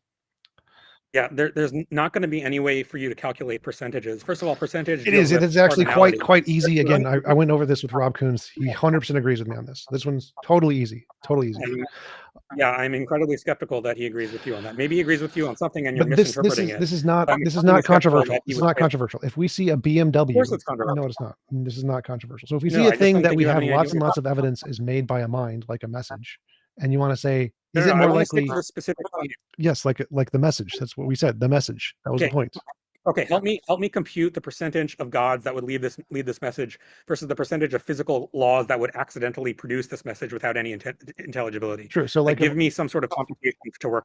So like in the case of a designer, they have reasons to want to do something. So if a certain conscious agent has a reason to want to do something like write messages or whatever, then more of the gods will write messages than the universes because they don't have any kind of particular disposition to write messages. So since we know minds have a disposition to tend to write messages, more of the minds will likely write messages than something that has no disposition to write messages. So if the universes, which have no disposition to write messages, have less likelihood to produce them than the ones that have a disposition to write messages. Okay, but there's an infinite number of possible minds that don't have the disposition to write any messages. That's fine. It Again, doesn't how do matter. you The compute percentage is what matters. what So like all minds Right. share something in common. They're a mind. So how do you, so if you have an infinite set and an infinite subset, you have an infinite set A and an infinite subset B, walk me through how to compute the percentage of B that So B again, has if in A. minds have similarities. There are certain similarities that are true of minds that are not true of universes. And so of these similarities, whatever they are, if we have a mind created object versus a non-mind created object, the mind created object is more likely to have whatever these similarities are than the non-mind created object. And so like one of these similarities is going to be words, language. So even if it's the case that there are infinitely many natural universes that could produce words and language, the likelihood of them coming about by a mind is higher because all minds share a property. And this property, which is more prevalent in minds than it is in universes, will translate to objects, words. This is non-controversial. again- Non-controversial. Again, first of all, you haven't justified the claim that it's more prevalent in minds, or rather the Words the are not more prevalence prevalent of in all- minds than nature. Like really? That's No. That's not exactly what I was trying to say. that's my The argument. prevalence- That's my argument. No. Oh, okay. Well, yeah. Please let me Like, finish. it's my non-controversial. question. I mean, essentially everything you're saying is non-controversial is controversial, and everything you're saying is controversial. So who is disagrees that non-controversial. words are more prevalent in minds than not minds? Who tell me? That's not what I was about to argue. What I was about to argue That's is what that I said was it's not the non-controversial. case- So this is not an Okay, issue. then I apologize. Okay. Mark, do you mind if we give it a break in about 2 minutes? In about 2 minutes, we'll just give it a little break and then possibly come back if Tom feels gracious Yeah, after that's he fine. talks shameless for a little bit. Okay, go ahead. Yeah, 2 minutes is fine. Again, the prevalence of you have. I mean, I agree with you 100% that the prevalence of being able to use words is higher in minds than in non-living things. However, you haven't shown that the prevalence of wanting to use messages is higher in minds than not wanting to use messages. Well, the wanting is irrelevant. Moreover, hold on, I'm not done. You also haven't shown that the prevalence of wanting to use, of wanting to use words to convey messages is higher in minds than the prevalence of accidentally conveying messages as a accidental result of a bunch of extremely specific physical interactions is more prevalent It in wouldn't be. non-minds. It wouldn't be. So, like in the case of the Okay, you mind's have no way of hypothesis, quantifying this whatsoever. So in the mind hypothesis, there are infinitely many minds who do it intentionally and do it unintentionally, and in the naturalism one, there's only infinitely many that do it unintentionally. And so, of the ones that do it unintentionally, there is a 1-to-1 correlation between the naturalism and the design and non-design versions, but there is also another subset in the design versions who do it intentionally. And so there's a 1-to-1 correlation in the unintentional products of this words in both mind and non-mind, but there's an additional set that do it intentionally in the mind set. Right. I mean, of course I agree. There's a large, in fact, infinite subset of minds that do it intentionally. But I'm saying there's also an infinite subset of non-mental physical my God. possible theories that do Yes, it yes, I agree. unintentionally. So there's a bunch of minds who do it intentionally. That part we agree. And there's a bunch of non-minds who do it unintentionally. Agreed. But in the design mind hypothesis, there's also a bunch of minds that do it unintentionally also. So for every physical interaction that's done coincidentally, there is both a mind and a non-mind that does it. But in the mind version, there's more. There's more because there's also some doing it intentionally. Yeah, Can this you is just give a a lot? quantitative error. Like you're adding two infinite sets and saying it's bigger than that's bigger than a third infinite set, and that's just not how infinities add. You The sum can of two infinite add, sets is you going can to be add infinite. infinites. They're No. both infinite to That's exactly the same literally relevant. extent. They No, have the same cardinality. you can add and subtract Okay. infinites just fine. There's literally no problem that some infinites are bigger than other infinites. This is not controversial Yeah, whatsoever. of course, I agree, but you haven't shown that one has a larger cardinality than the other. You've So just shown the that cardinality between section A of an unintentional nature producing the words and unintentional minds producing the words. So there's a mind, but it's unintentionally, accidentally producing these words. It's 1-to-1. There's exactly the same. Then there's another infinite set above Yeah. that, which is Great. the intentional ones, the intentional minds who intentionally do it. And so, of the Okay. possible number of natural states that do it accidentally and minds that do it accidentally, those are the same. But there's more because there's another one of things that do it intentionally. This is Andrew, a very I know good exchange. Hold on, This is a very good Andrew. exchange. Okay, Andrew, go, I go, know go. you really want to. Andrew, I know you Okay. really want to end it. Okay, yeah, Or yeah, rather, yeah. Go. pause. Yeah. I know you really want to pause, but like this is just Yeah. like a totally straightforward, like uncontroversial Okay. mathematical mistake. Like it's Okay. very, very, very easy to see that it's a mistake. And technical Okay. point, I'd like to highlight it. Like Okay, go ahead. Go ahead. just because you have a 1-to-1 correspondence between a set A and a subset and a set B, and you can embed B in some larger set C. Yeah, it doesn't Hilbert's follow Hotel. that I don't C care. That's irrelevant to the is argument. larger than A. Literally irrelevant to the No, argument. it's So you're focusing on the semantics, which okay. is irrelevant to the core of the argument. The core of No, the I'm argument is sound. focusing on exactly what you said, which You're is that there's a you're 1-to-1 focusing on the correspondence semantics, between which is two things. irrelevant to the argument. Everyone can common sense No, understand I'm what I was focusing on saying. your argument. If you don't I'm understand, focusing I on your don't care. argument. I don't care. Everyone understood what I said. Okay. I didn't phrase it perfectly technically correct because I don't care, but what I said was perfectly valid. It would be more accepted by accurate to say you philosophers. didn't phrase it correctly, or you didn't make it You're correct focusing on the argument. semantics, You not the made core an of the argument. The obviously core of the argument was incorrect correct. Next person. Okay. All right. So let's hold it for a bit. Mark, Tom, I appreciate it from both of you guys. That was invigorating. Shamos, are you there? Shamos? Yeah, I'm here. Can I be heard? Yeah, I can hear you, buddy.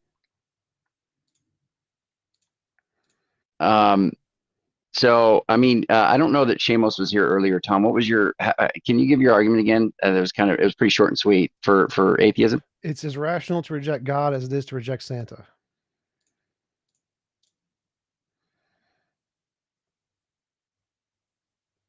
You there, Shamos? Yeah, I'm here. Okay. What do you think about that statement? It's as rational to reject God as it is Santa.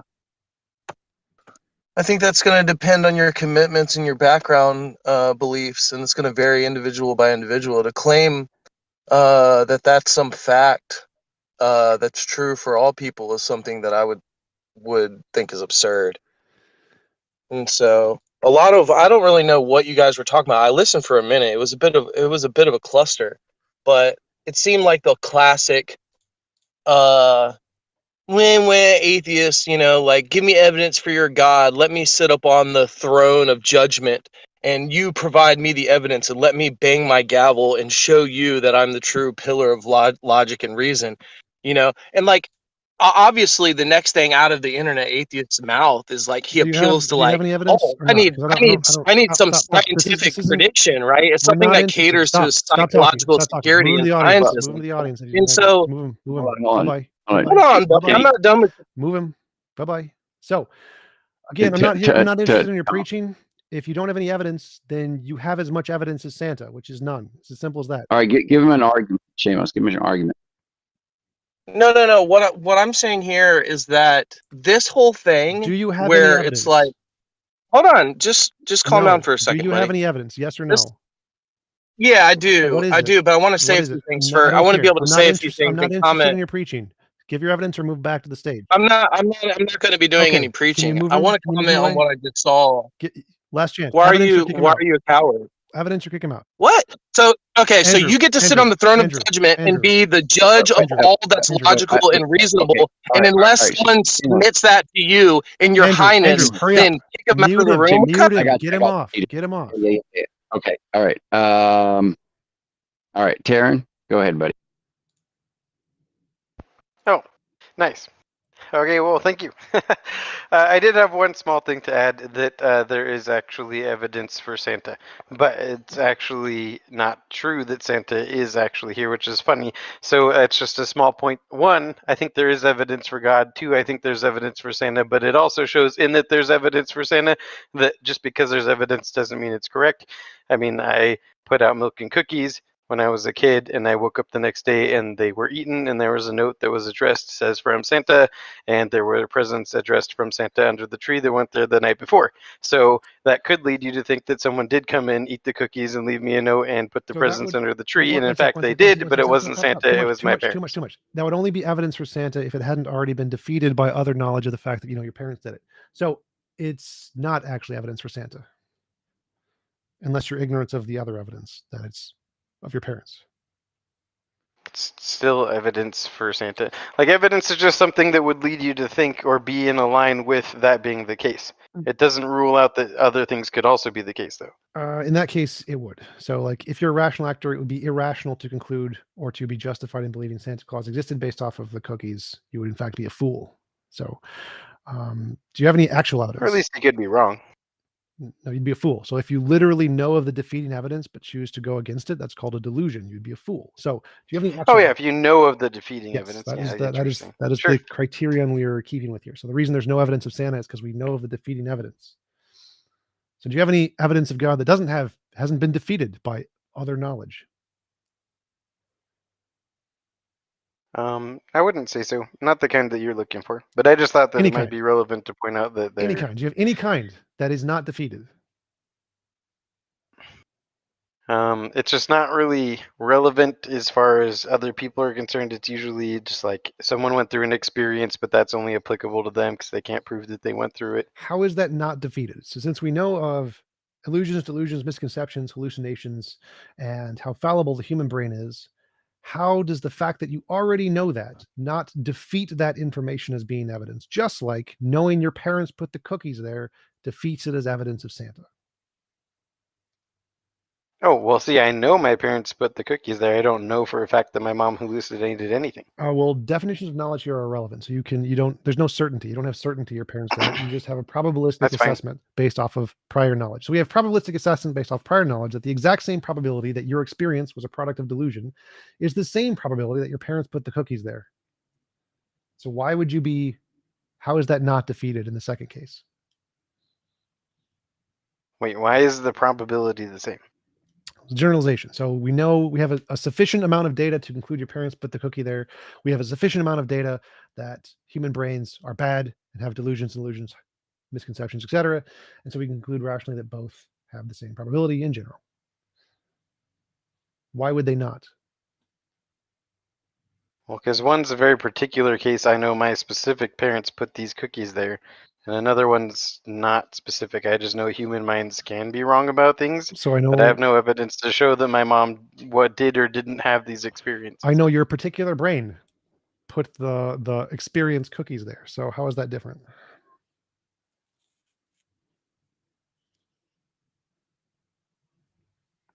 I don't understand how it's the same. Well, so Like all of our experiences are made up by our brain. It's all hallucinations of sorts, but it's based on some kind of reality, or at least usually it is. Sure. So your parents put the cookies there because there's a lots of abundance past data of evidence of how parents make cookies and put cookies there. Now we have equivalently as much past data about how brains fail when it comes to personal experience. You had a personal experience, so it's rational to conclude that in those cases your brain failed, just like it's rational to conclude your parents put the cookies there. I see. I guess what I'm saying is the reason I believe my parents put the cookies there is because they actually told me that they did.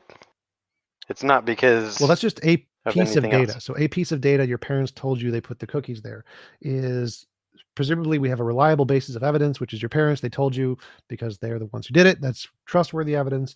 Likewise, we have trustworthy evidence in the case of studies of how brains work. There are tens of thousands of fallacies, biases, illusions, delusions, misconceptions that have been proven to exist in the brain to cause such hallucinations that are extremely common. And when these hallucinations are tested, they are almost always proven to be, pretty much 100% of the time, figments of their imagination, not only for gods, but for fairies and leprechauns and ghosts and sky daddies, etc. And so in every case, it has been proven, just like in every case that we've tested to find out who put the cookies there, it wasn't Santa, it was your parents. In every case that we tested the psychological phenomenon, it wasn't ghosts, it wasn't leprechauns, it wasn't fairies, it wasn't God, it was the brain. And so there is a one-to-one correlation there of psychological phenomenon and the evidence we have of it, and cookies and the evidence we have your parents put them there. Mm-hmm. So by that thinking, it sounds like that no amount of personal experience would matter. It would just serve as further evidence that people hallucinate and get things wrong. In the case of miracles, magic, mythical creatures, the paranormal, supernatural, and UFOs, yes. See, there we go. So I don't have any other evidence. Okay, cool. Cool.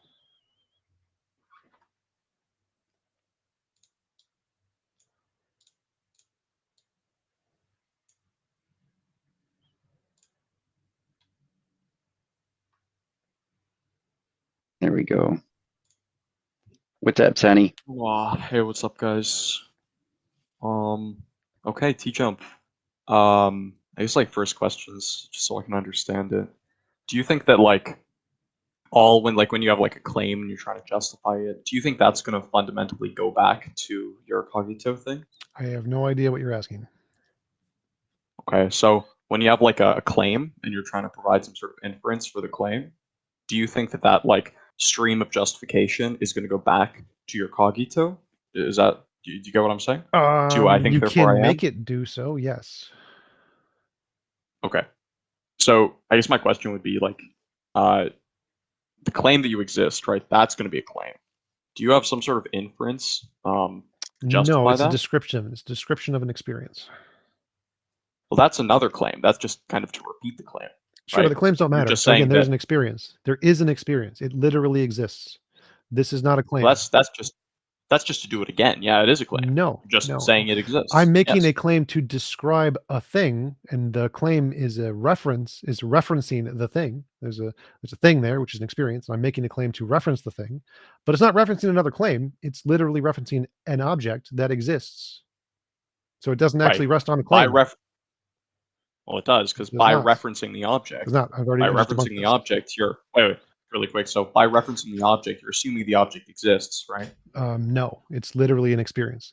No. No, you don't assume anything. Okay, so there's nothing implied by the statement I exist. There isn't anything implied by that. I am having an Or a experience, and description. this experience requires no assumptions. It's literally a thing that literally exists. There are no assumptions that cause the thing to exist. It literally is just a thing that exists. Now, in the sentence, in the Well, that's just- descriptive sentence, which doesn't matter, I assume English because I'm speaking to you in English. So that's an assumption. There's all kinds of assumptions in my sentence, but the sentence is irrelevant.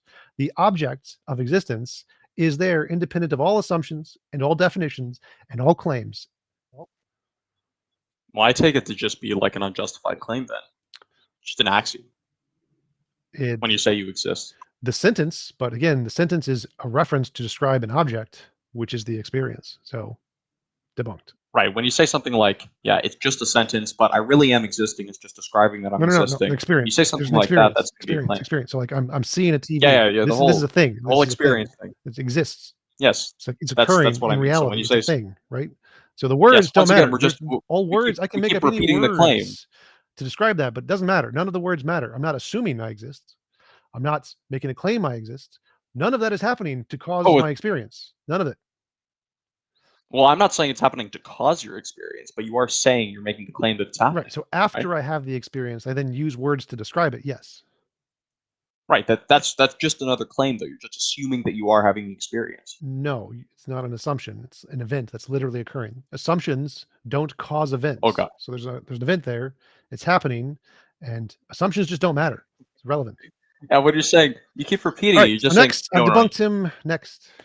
Okay, all right. Next. Have fun, TJump.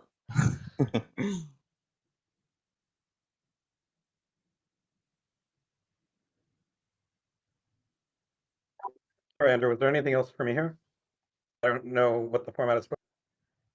Yeah, last person coming up, and then you should be able to finish it out with Tom.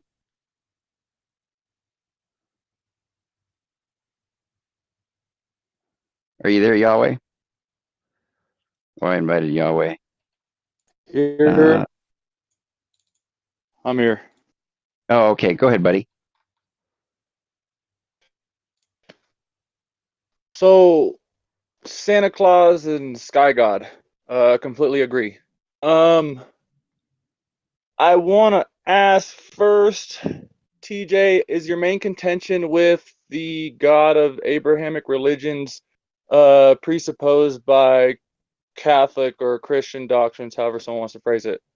No, any kind of God, it's fine. So any supernatural, any non-physical experience, entity, existence, period? Sure. So what do you call physical? A description of the properties of things that exist as far as we know. Okay. Beyond a definition? What? I don't know what that means. Matter and energy in motion? Matter and energy in motion. Good. What is matter? Energy. Energy manifested, right? Sure. Well, I only say that from the understanding of molecular physics, how everything is nothing but atoms vibrating closely together and no atom is truly touching. They're right? fields, but sure. Yeah. But just pretty much energy manifested, compressed, just manifested. Yeah, everything is energy. Now, Energy what is the everything term is energy? Yes. Where did that? Oh, perfect. If you can agree on that, perfect. So then everything has what you would call a base non-physical existence. No, energy is physical. Right? How is energy physical? E equals MC If we squared. just dictated that, and the physical is energy. No, if the physical is energy manifested, Energy and mass can't be the are both physical. physical. Energy and mass are both physical. E equals MC squared. Energy, mass, both physics, both physical.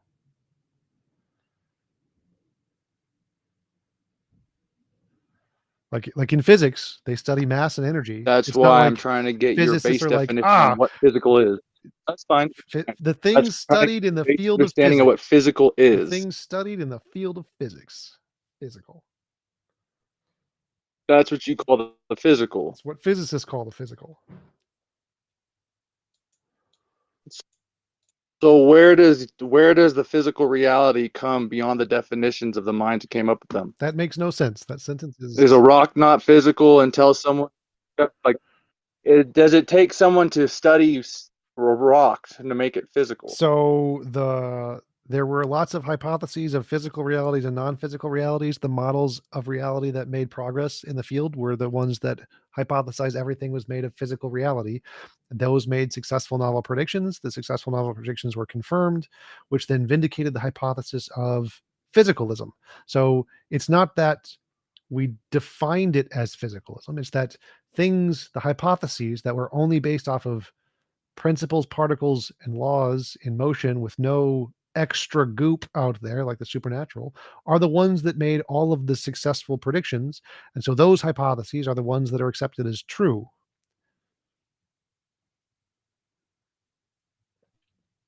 Okay, that's perfectly fine. Okay. That's perfectly fine. Okay. What I'm stating is that energy is only called physical, yet it's the base reality of all that we call physical. It's the whole thing. I'm pointing out the energy. Everything is energy. Yes. Everything operates within energy, and everything is made up of energy. Yes. So physical Now, reality is made up of okay, so yeah, there's a substance Yes. and there's it's physical. It's physical substance that makes up what? everything. Yeah. No, it's only physical because it's You go argue that with the physicists. I have no interest. Like if it's studied in physics, it's physical. Energy is studied in physics, therefore it's physical. If you disagree and you think you can revolutionize the field of physics, that go ahead. is hiding Go behind ahead. definition. You can go bother the physicists. Well, what if I classify energy as spirit? If you make novel testable, No, I can you can do classify that. You can do energy that. as spirit. If you It's do just that, been if you relabeled do that, and you make novel testable predictions that successfully revolutionize the field, you will be given a Nobel Prize, and you will be correct. Go for it. Have fun. That you know, and anyone else knows that is absolutely not That true. is literally You'll the get a case. Nobel That is Prize based on what they want to literally the promote. case. So Einstein said that time literally bends. Lots of philosophers got very upset and said that was stupid. And then he made novel predictions about how you can measure time dilation. They were confirmed to be correct. And then everybody was like, damn, Einstein is right, even though we hate this idea of time, which is a philosophical concept, literally being able to physically bend because it's a physical object. He got it right. So we have to grant he's correct. Einstein wins, we lose. That's just how physics works. You make novel predictions, no matter how silly they are, you get it right, you win, everybody else loses, including spirit goo. If you want to argue for spirit Perfectly goo, go for it. perfect fine. No, I don't classify spirit as goo or anything like that. The same idea you have of energy and how everything is comprised of energy and exists within energy, is made up of energy, is the same thing of what I say spirit is and what spirit is. Great. Everything exists within spirit. Everything is made out of spirit. That's what dictates anything to be the divine or to be the one that is one above all that is one. That is a great hypothesis. Would have to be the source, Phenomenal. substance, limits and bounds of Phenomenal. all It's great. things exist That's great. within. That's great. So it's a great hypothesis. That's a hypothesis, Yes. and here's the evidence. Wait. Don't tell me. There's Don't a tell me. threefold pattern that Don't tell me. exists. Don't tell me the evidence. Write it in a physics paper, publish the physics paper, get Nobel Prize, and I will just bow in awe of how correct you are. It already has been published. It already won up to physicists and everything. This is not something new. Okay. And no one has disproven it. There is information like that out there, and just because a man hasn't come upon it does not mean it doesn't exist. So it doesn't matter. It doesn't matter if for it's been him. disproven or not. And if you want to say you don't want to hear the evidence, then there's no point in coming up and talking and trying to talk to people who are trying to present you evidence. So when someone comes to present you evidence and you say you don't want to hear the evidence. So you don't need to disprove something to make it irrational to believe. There just needs to be an alternative hypothesis that works significantly better. So like if you have a model that never makes progress in a field, and there's a different model that makes all the progress in the field, the only rational thing to do is to believe the model that's making all the progress. So what I need from you is what progress you are making in the field of physics to tell us about the fundamental nature of reality.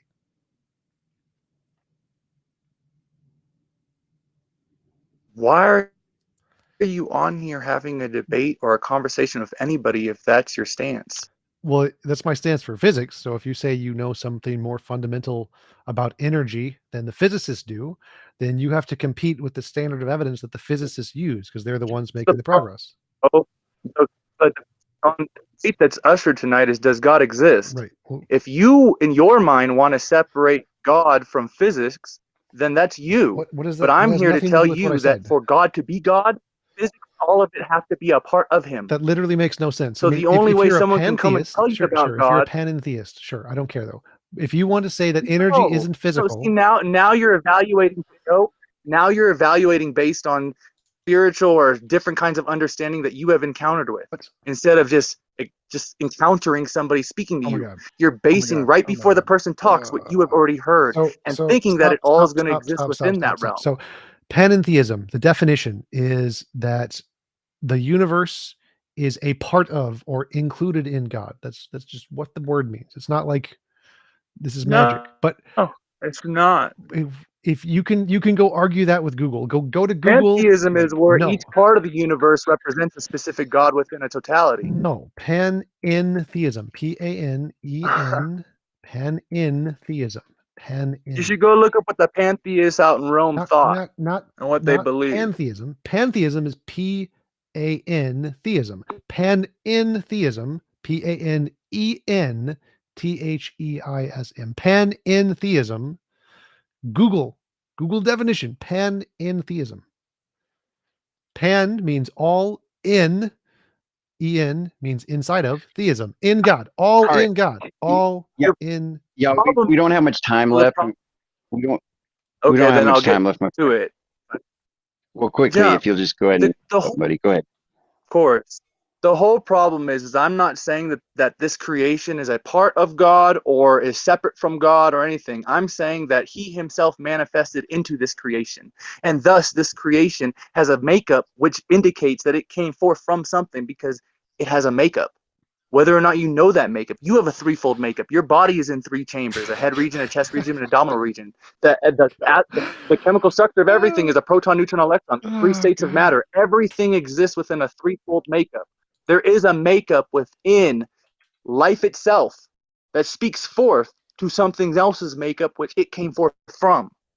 But no, we're not in three segments. Ants are in three segments. Humans are not in three segments. There's animals with 10 segments and 12 segments. Yes, you 8 are. You have segments. three regions of the physical body. But that's dumb. There are three regions of the physical That's- body with that's 7 major functions, in literally which dumb. those functions operate within those 3 major parts. Literally dumb. But your original statement was that energy isn't physical. You have a Your energy. You don't know anatomical science. So You don't your know- original argument was energy isn't physical. That one you're gonna have to take up with the physicists. Like if you want to argue that one, go take it up with the physicists. All right, Yahweh, we're gonna leave it there, my friend. I appreciate you, buddy. Go ahead, Mark. I am going to go eat dinner, so I'm gonna peace out. See you guys later. Oh, okay. You out? Okay, Tom.